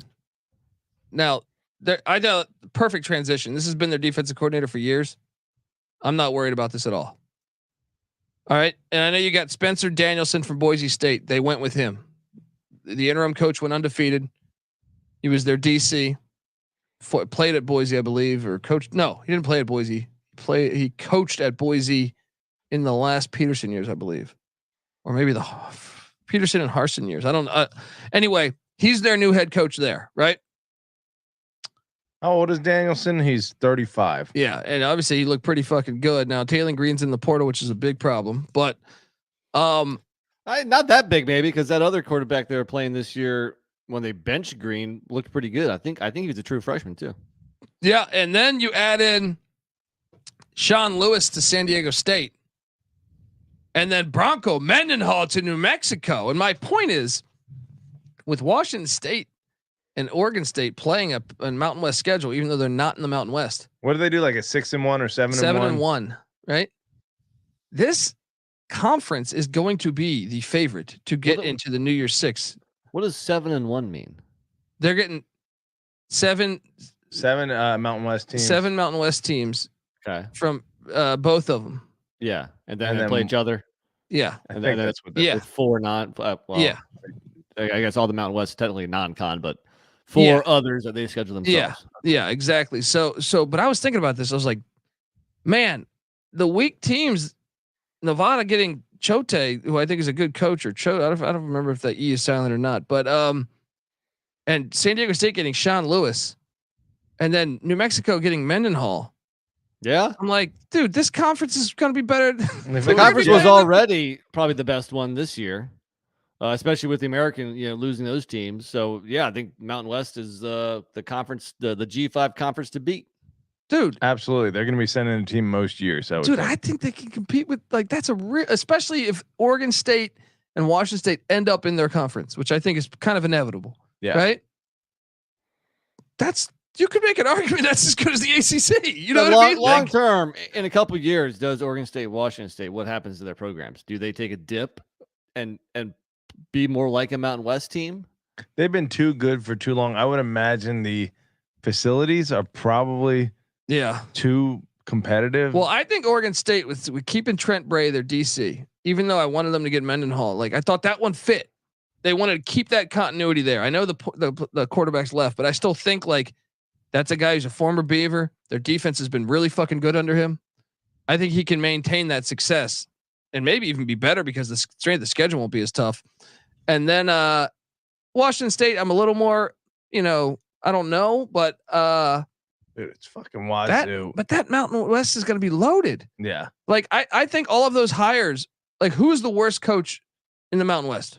Well, I think a lot of those new assistant coaches that are now head coaches. I mean, we don't really know those. So sometimes those work, sometimes they don't. Yeah, especially Wyoming. No, but I think the Montana State coach. I thought that was. I thought that was a home run. Well, I like getting somebody with head coaching experience. So I agree. Boise is a big question mark. I think, especially when people were throwing out Bronco Mendenhall for that job.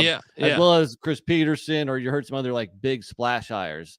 I'm not saying this guy won't work out. We just don't know. It's a flip of a coin with a guy who's never been head coach before. But to me, when you look at what Barry Odom did 1 year in year one at UNLV, I don't see any weak coaches except, I mean, to me, the weakest team moving forward is definitely Hawaii. But you look, that conference is really good. I think Sean Lewis is going to make San Diego State fantastic. Tedford's at Fresno. Brent Brennan's doing a great job at San Jose State. Then you look over and you're like, okay, Calhoun's still killing it at Air Force. We think Norvell and Colorado State are on the right trajectory. Then you add in Washington State, Oregon State, and then you add in your weak teams, which Nevada, we love that hire, and New Mexico, which has been a doormat for 10 years. You went and got Bronco Mendenhall. This conference is going to be a fucking blast to watch over the next couple of years. I agree. Yeah. Montana State has been they just lost in overtime to North Dakota State. Blocked extra point. Yeah. They were never trailing that game. They were national championship contenders at the FCS level for the past few years. Even this year they were. Yeah. They almost they remember they caught a touchdown in Brookings. The guy was out of bounds. They almost beat South Dakota State. They're undefeated. I mean, they were the 1 or 2 seed last year or 2 years ago. They're the 6th seed this year. They're a good team. And then Bronco Mendenhall, proven commodity at a place like Nevada. Yeah. The floor from a coaching level of the Mountain West is unbelievably high compared to where it used to be. I got to give them credit because I feel like they've done the same thing in basketball. They've really came up over the past like 5 years. And I think, man, you look at this coaching cycle and you say, okay, they're buying into to bringing, winning ways to these shit programs. You know who I feel bad for? Who's that? Tulane. With SMU leaving the American. East Carolina. Yeah, East Carolina's kind of being left. Gave us a fucking dud, Mike Houston. All right. Another mole has been planted. Here's my thing though. So the Mountain West had 11 teams before? Was it 11 or was it 12? With Hawaii, I think it was 11, right? I think that I thought they had 6 and 6 in both of their divisions. So wait, Hawaii, San Diego State, San Jose State, Fresno State, Nevada, UNLV. That's 6. New Mexico 7, Air Force 8, Colorado State 9, Wyoming 10, Boise 11. There's 12 Who's teams. the 12th team? Who the fuck am I forgetting? All right, you want me to go through it again? Yeah. Boise, San Jose, UNLV. Oh, Utah State. So I'm forgetting. You're right. That's 12. So if they add in, because I was going to say, they should go get New Mexico State too. If Kill gets that thing going. Yeah. I mean, the two New Mexico should be in the same conference. Yeah, definitely. Yeah. Other hires. Terry Bowden fired Bryant Vincent, the former UAB interim head coach, made a bowl game at UAB. He was the offensive coordinator at New Mexico this past year. The offense did improve a lot. He's hired at ULM. I think he's going to do exactly what Terry Bowden did, if not worse. Yeah, I don't know how you can sit here and tell me he's a better coach than Terry Bowden. Yeah. I'm not years old. all I don't that know a lot familiar about with the guy. him, but yeah. Yeah. Patty C, what do you think? I don't know. I'd be lying if I said I was dialed into Brian Vincent and what he was capable of doing. What do you think, Colby? What's your grade? Like I said, I don't think he's a horrible coach, but I also don't think he's better than Bowden. Well, I don't think he'll ever win more games. It's a very tough place to win. Yeah. What is the reasonable expect? What is it? What is this? They should be happy with 4-8. Like 4-8's a good year. What's a phenomenal year at bowling? ULM? 6 and 6. 6 and 6 bowling. Yeah. At least right now. But okay, other hires. Derek Mason following Rick Stockstill. Following Rick Stockstill at Middle Tennessee. Patty C, what do you make of Derek Mason? Derek Mason of Vanderbilt and Gundy's DC at Oklahoma State. Probably carries some clout in the state still. Yeah, sure. Decent hire. Nick, you seem like you're all on board with this one. I think it's a good hire for sure. I think, I mean, he has the familiarity with being a coach in the state of Tennessee, that recruiting grounds, and he did pretty good at Vanderbilt. Last couple of years, it faded off a little bit, but he had them. I think he went at least 500 a couple of years in a row. I like the hire. Yeah, all things considered, he was decent at Vanderbilt. I think it was who was at Vanderbilt before him? Penn State. Franklin. Franklin set the bar really high. Yeah, and the fact that he didn't quite live up to it made him look like a failure. But I guess he actually did pretty well. You could argue that his best years were his first couple years. So was he kind of living off Franklin's players? Yeah, maybe. Perhaps. What do you think, Colby? Well, I think Stockstill was a good coach. I don't know that this is going to be that home run. I think you're going to get like best case scenario, like 6 and 6, 7 and 5. I don't think it's a bad hire because I think but for the people that wanted Stockstill fired, I don't see him doing better than what Stockstill was doing there. Yeah. Yeah, I guess maybe if you're a Middle Tennessee State fan, you were hoping for like, a new offense or something to get excited about. I think he's a rock solid head football coach, but again, that's not the easiest place to win at. I don't know. I think it's a pretty good hire though. He was a defensive guy, Mason, right? Yes. Yeah. So he can go get himself a coordinator. Go get a fancy coordinator. Middle Tennessee, start throwing the ball around. Yeah. There you go. UTEP hired Scotty Walden. You might remember Scotty Walden because he was the interim head coach at Southern Miss back in 2020, and Southern Miss wanted to keep him, and he took the Austin Peay job over staying at Southern Miss. That's how hilarious that went. But at Austin Peay, I got to give him credit. The Governors, he had 4 winning seasons, including an FCS playoff berth this season, 9-3. The Governors 6-0. I think this could be. I know GBO Farms was loving this hire. He's young, 34 years old. This is basically what I was saying about Middle Tennessee State. Here's your young, interesting hire because he's doing a lot of cool things offensively. I think this hire is even better. I think they might have found something here, and especially because UTEP's been so obscure for so long now. Dana Dimble got a couple years where he got him up to like 6-6 in bowl eligibility, but it'd be cool if UTEP really got good. Yeah, especially with New Mexico State and New Mexico all right there. I want a little rivalry right there. If Western Kentucky can do it in a short couple of years with like a high-powered offense, why can't UTEP? Yeah, I'll tell you what, I'm surprised UTEP didn't go for another Texas high school. No, he's from Texas. That's true, but he wasn't coaching high school football immediately. They should have went for. I mean, look, I'm okay with the Walden hire, but I wanted Rolovich to get hired. And Nevada interviewed him. Someone should get Rolovich. This guy played quarterback and safety in college. A man after my own heart. There we go. Scotty Walden. All right. A few more that happened. We had Curt Cignetti to Indiana.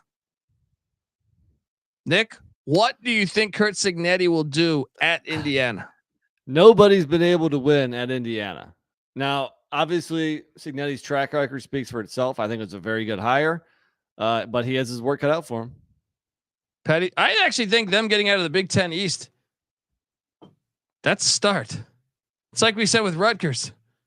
It was like getting out of the Big Ten East where you get more games against Minnesota, Iowa, Northwestern, Purdue.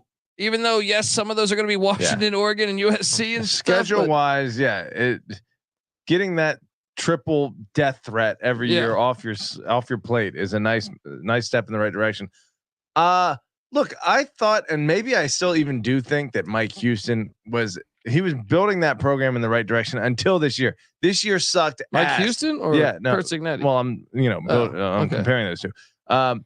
So I was very confident that Houston, leaving JMU was a great coach, and I think maybe we'll see what happens next year. But Cignetti did a lot of things that looked awesome. He made a lot of great coaching decisions in the way that Colby sees coaching, where it's like not only just like, and I've been touching on this a lot, moving the ball and stopping the other team from moving the ball, but situationally, Cignetti was a pretty damn good coach. So I think it works out. But having a talent advantage over your competition versus having a talent deficit like he's going to have in Indiana, he might not look like the same coach he has looked like. Yeah.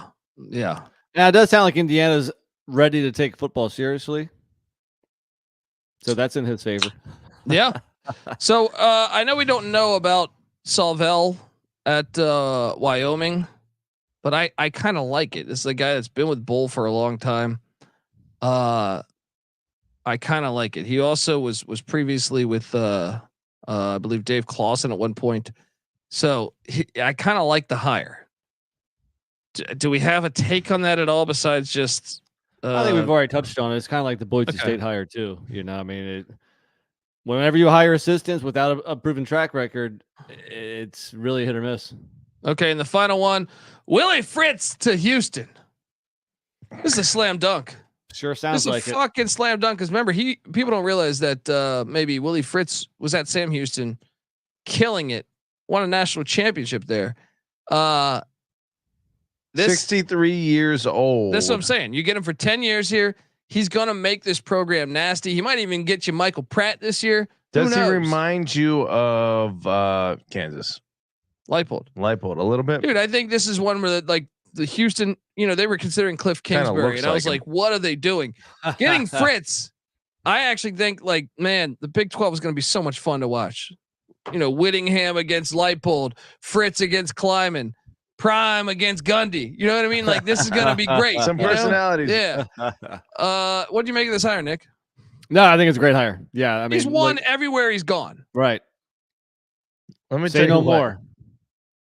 He has, but okay. Central Missouri, most of the time, 7-4. Okay. Almost like what? It's Central Missouri, dude. Okay. Well, I don't know the level of competition, but if I'm looking at his track record, obviously Sam Houston, he killed it. Georgia Southern did well. Tulane, it took him a long time to get to this point. It was year 7 before he finally had his, year 7. And then year 8. Whoa. He went to 3 straight bowl games, 2018, 19, and 20. That hadn't happened in a long time in Tulane. And in 21, when he went 2-10, there was a hurricane and they were not staying in New Orleans. They were staying in fucking Birmingham. Okay, I'll give him a pass for yeah. that. 2021 was ridiculous, but I don't know. I mean, I think if you're expecting immediate results, this guy seems like a guy who's going to diligently build this program to get better. I don't know how long he has to do that. Well, I don't think you need that now. The portal. Yeah, I don't think Houston's like a complete overhaul either. I think it's in a decent spot right now anyway. I actually think this might be the best hire of the entire. Well, let me ask you this fucking thing. Do you expect immediate 10-win results out of Houston because of this? No. Big 12 is too competitive, but maybe I wouldn't shock me. I think a good year is 8-4. I don't know. I feel like he has built a culture of winning at Tulane that has taken time. It's taken player buy-in. I don't think that it's necessarily his X's and O's or his magnetic personality that's created this thing. Well, it's definitely not his personality, but I will say this, I do think X's and O's. I think they've been very, very good. They've been good the first couple of years. He used the triple option still because that's what he took over. Okay. So he slowly changed it to what he liked. I think it's a good hire. Don't get me wrong. I think they'll be good, but I don't expect them to be championship level right away. No, they could. I think you're going to see this shit where, once again, I don't think you're going to see the second best team in the conference championships. Whoever's got the favorable schedules, and we'll go through it. But I think you let them get Michael Pratt, which there's a chance of him. Yeah. Wouldn't shock me if they're, playing for a Big 12 championship. Well, the other thing is that there's a lot more talent probably at his disposal in Houston. Well, he's been at Houston, dude. He was at Sam Houston. Dude, he was at Sam Houston in the early 2000s. He was a GA back in the 80s. I saw his press conference. He knows all these coaches. He's he's dialed into the fucking high school coaching scene in Texas. Give me some dudes. Let me develop them properly real quick, and then we'll see if we start winning some games. Yeah, I think it's a great hire. All right, folks, look, we're going to get to picking actual games. But before we do that, I want to tell you folks out there that the college football experience is brought to you by Bet Rivers. Bet Rivers is available in over 14 different states plus Ontario, Canada. And Bet Rivers has some of the best live betting markets in the space.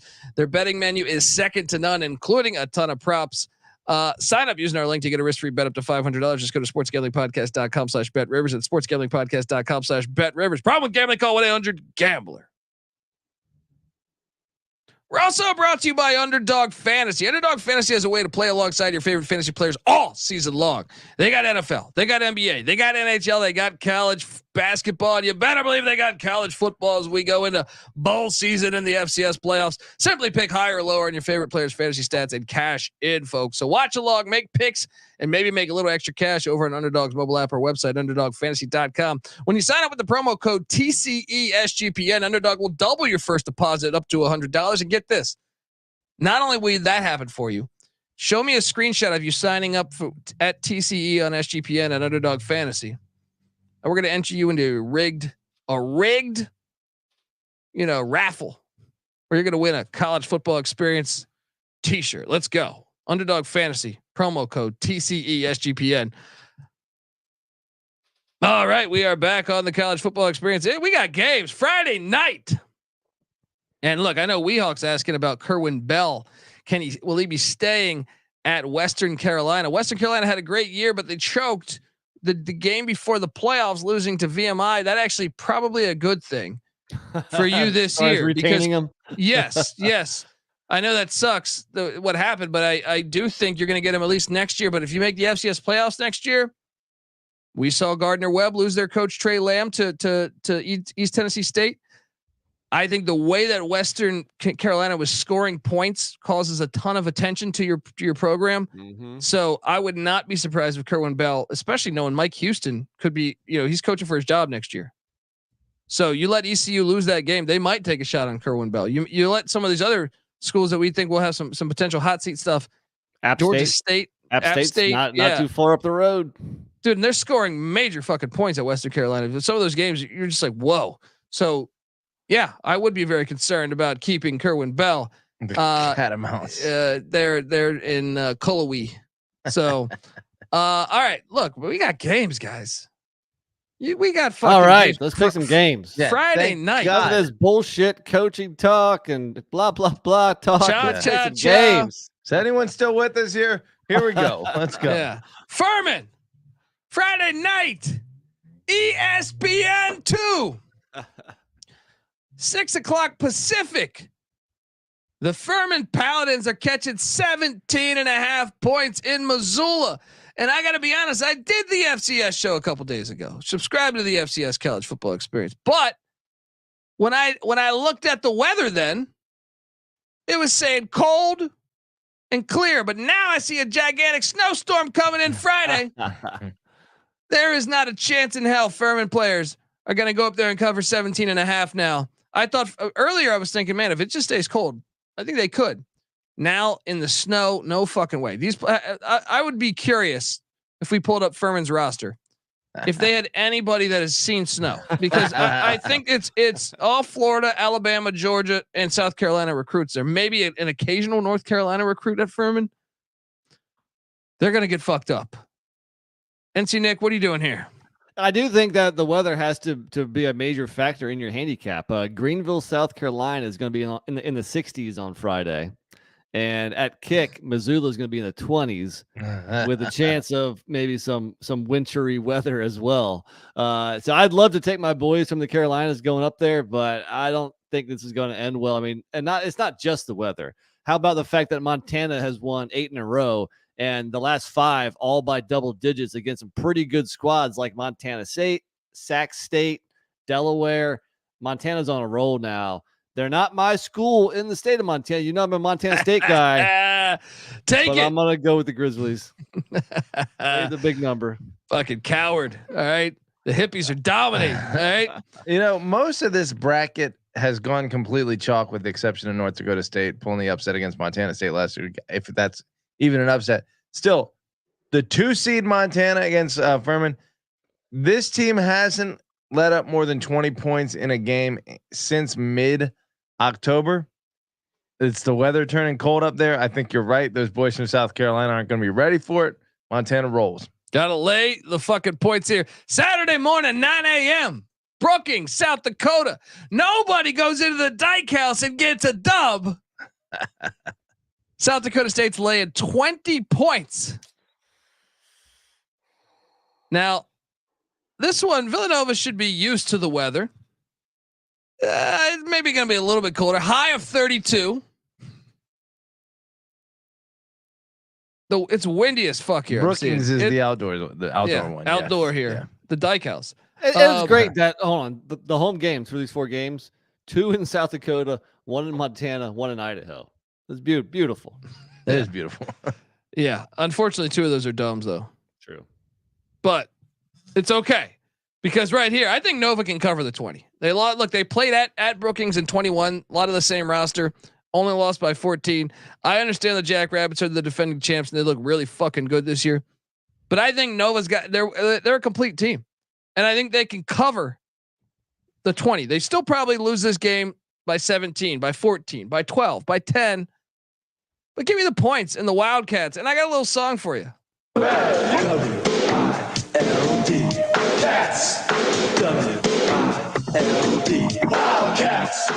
NC Nick, what are you doing here? If I'm not mistaken, you were fading the Jackrabbits against Mercer last week as well. How'd that work out for you? That's what I learned about those Southern boys coming up to some cold ass weather. Terrible idea. 41-0. I think South Dakota State, 10 out of the 12 games this year, they've been like mid 30s or higher, like, in the 40s.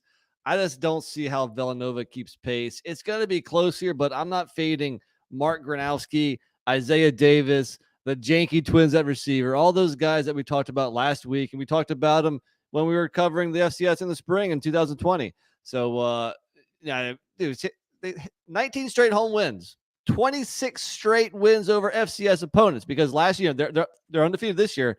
Last year they lost to Iowa, was their lone loss. This is not a program you want to fade.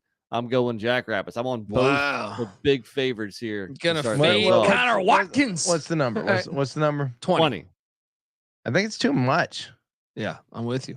I think Villanova has been playing good ball. I think South Dakota State is obviously the cream of the crop right now. Villanova's won 7 straight. They are playing good ball. I mean, is Brookings going to be something that the good folks in Philadelphia can't handle. So I'm saying Villanova beat Delaware 35-7 a couple weeks ago.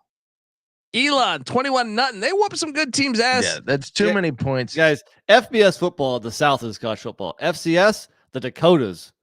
Well, now that Montana's. Don't forget the Montanas. That whole region. We still need a better region for that. I don't want to say Pacific Northwest because then you're thinking like Portland State. Portland, we need something to call this region here. Bumfuck. The Badlands. The Badlands. That's what we call it. Conference. I like it. Yeah.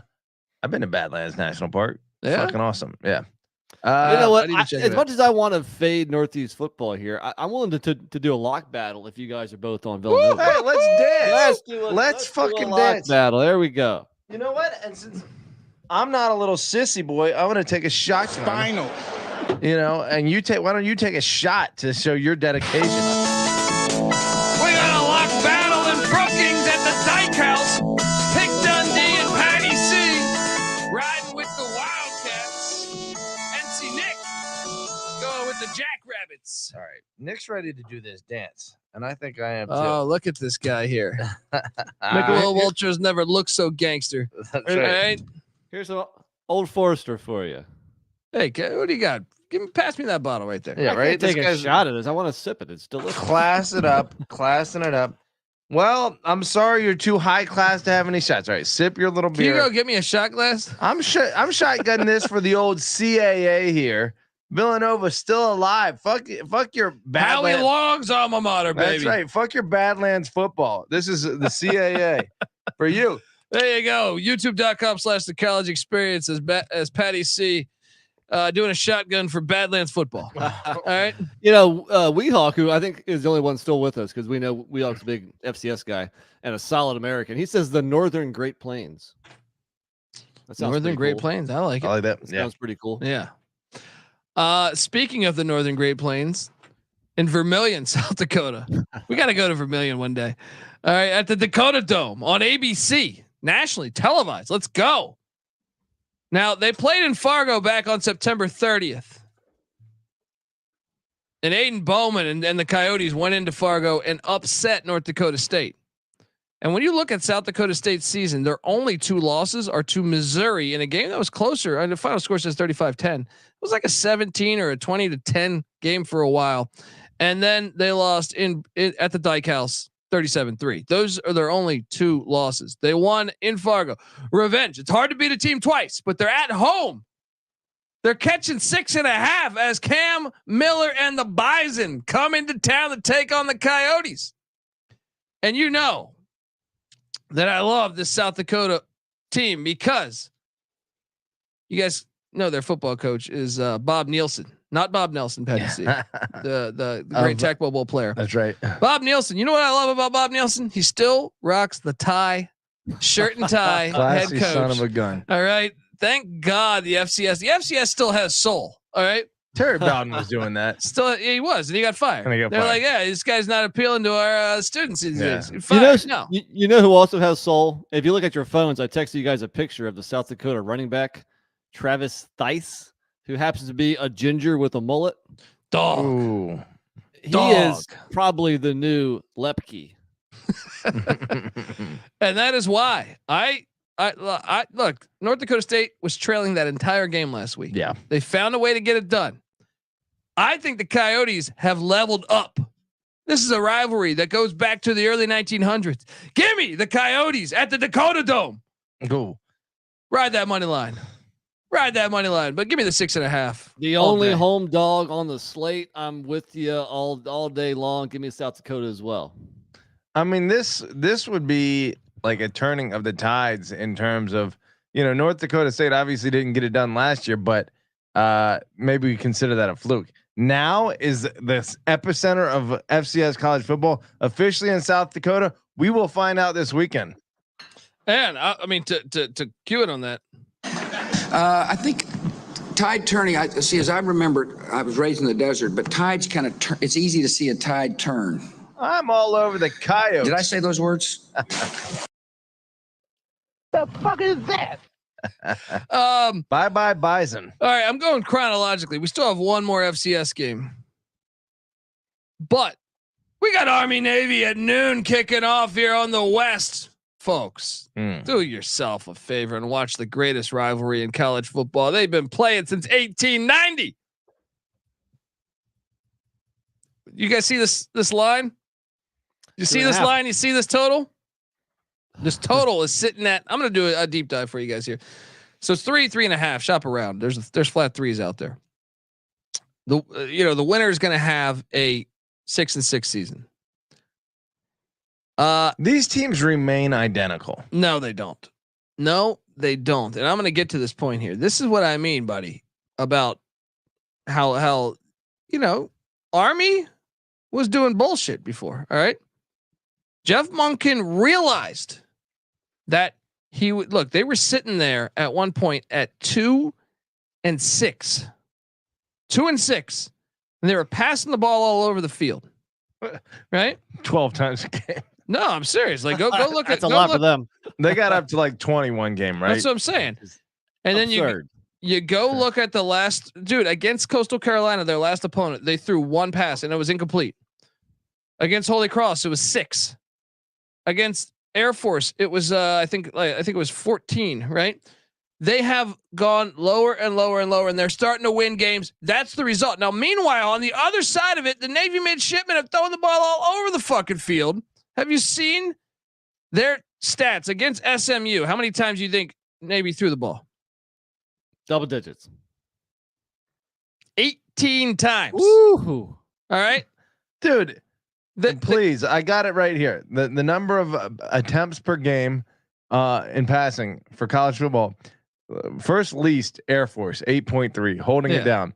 Next Army 13.6. But that's my point. Then Navy 15.5. But that's my point. I love it. No, Army has realized they were losing games when they were passing. Yeah. They have put the kibosh on passing. They're going back into Air Force mode. No, they're going back into Army mode. Yeah. Which is, Navy is still trying to do this shit. Go back to the ECU game, dude. The ECU game, they threw the ball a good chunk. They were throwing the ball a lot here. This team doesn't know who they are. I like Army -3, but I also do like the over because the more times you throw it against a good defense, I expect strip sacks. I expect pick sixes. It's hard to not take 3 points, I guess, if you have a favorite. I think Army is the favorite here, but I think that's too many points. I'm going Navy to cover. NC Nick, what are you doing here? And what are you doing on the total? What are you guys doing on the total? Patty C, over or under 27.5? Sounds right. I think over. I'm gonna go under. What do you mean it sounds right? Last year, the past like 20 of these. Look at this. You 13 think to 14. Last year, 20 to 17, right? Oh, the year before, 17 to 13. The year before that would have hit 15-0 Army. But the year before that, 31-7. The year before that, 17-10. Year before that, 14-13. Year before that, 21-17. That's under. 14, year before that, 21-17. I'm saying most of these have gone over. These aren't very good teams. Army number 117 offense, Navy 127. Army number 53 defense, or actually Navy number 53 defense, Army number 55.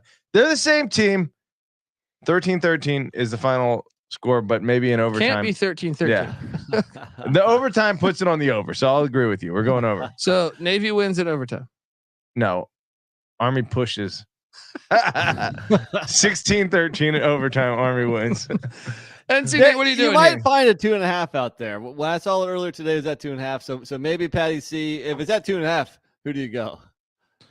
You go Army? I go Army. Yeah. This is in Foxborough, by the way. Next year's at FedEx. Should we go to it? Should we go to it next year? We should. That could be fun, actually. Yeah. Even though I never watch this game.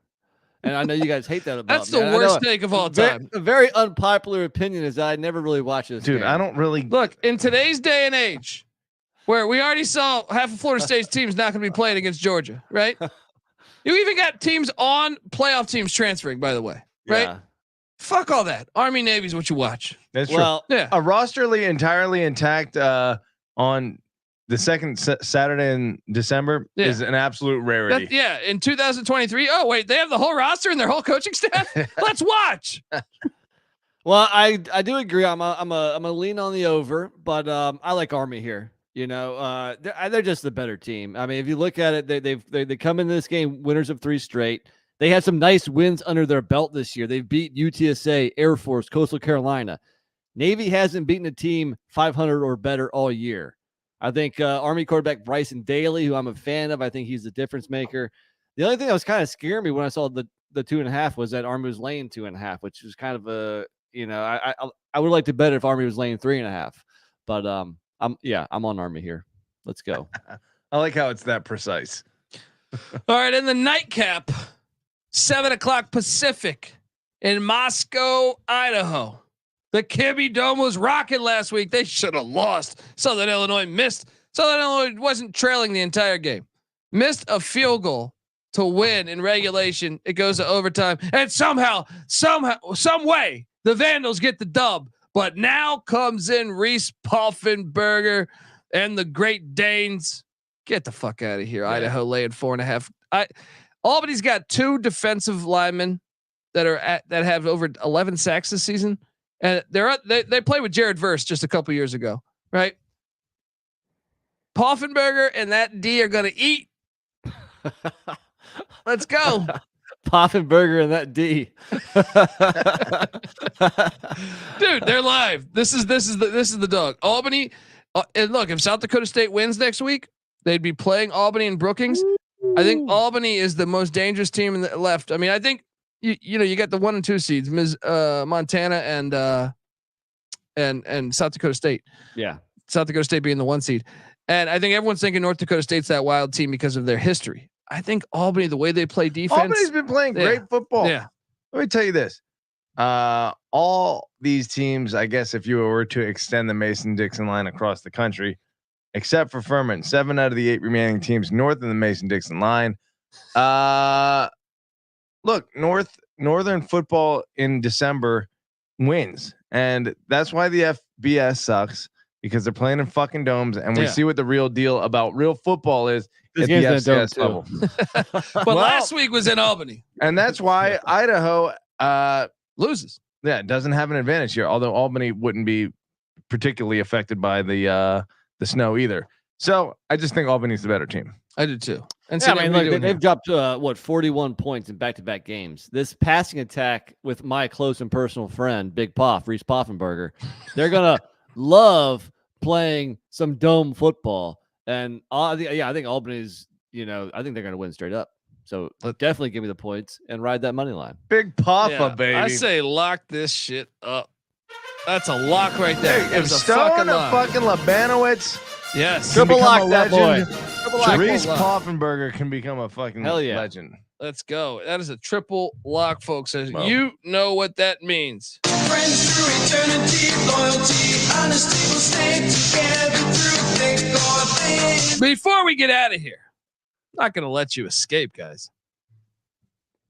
Saturday, while all that's going on, you get a chance to watch the Final Four in Division II. Tanya Harding is taking on Lenore Ryan. The winner goes to the championship. Harding's the 2 seed. Lenore Ryan's the 3 seed. NC Nick, who you taking?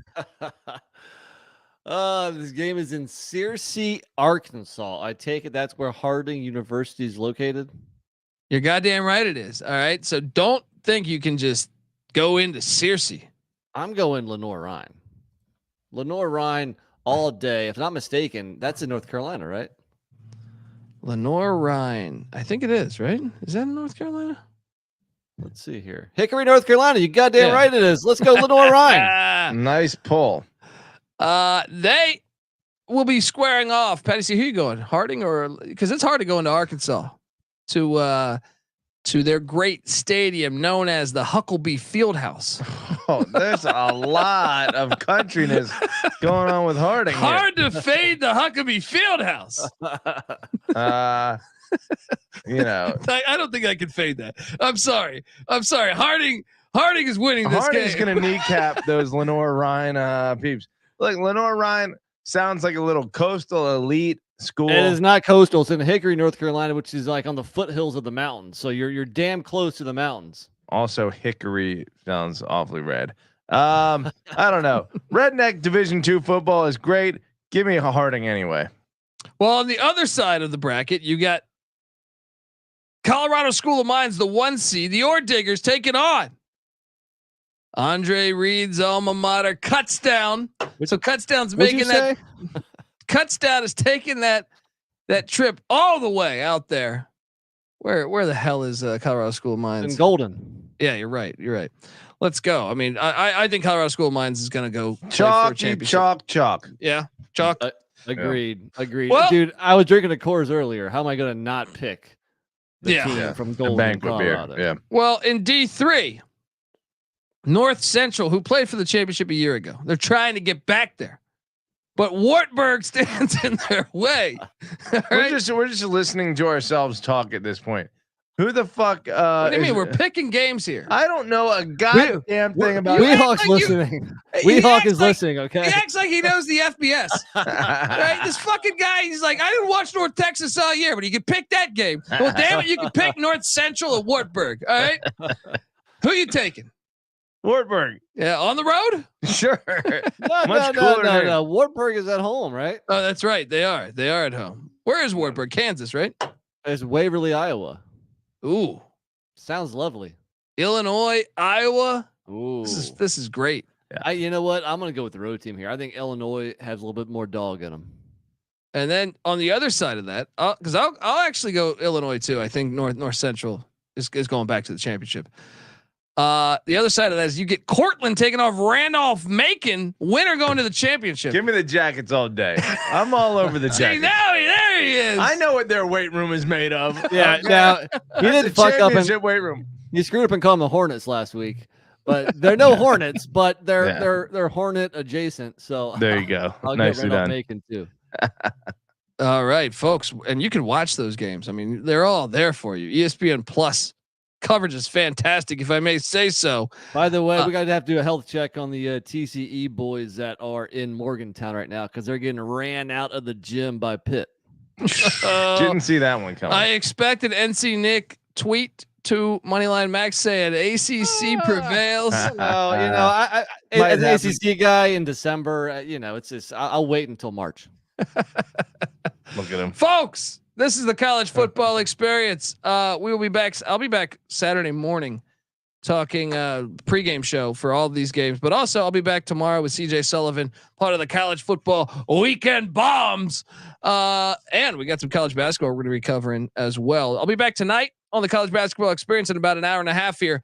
Subscribe to the college football experience on YouTube, youtube.com/the college experience. Hit that subscribe button. Also, go to Twitter, follow us at TCE on SGPN. That's the college football experiences handle. NC Nick's on Twitter at NC__NICK. Patty C's on Twitter at PattyC831. I'm on Twitter at TheColbyD. Folks, until next time, this is the college football experience. You better start thinking about yours. And we out of here. Run and shoot. We can really run and shoot. And the whole team's looking and the whole world's looking with the cameras. Run and shoot.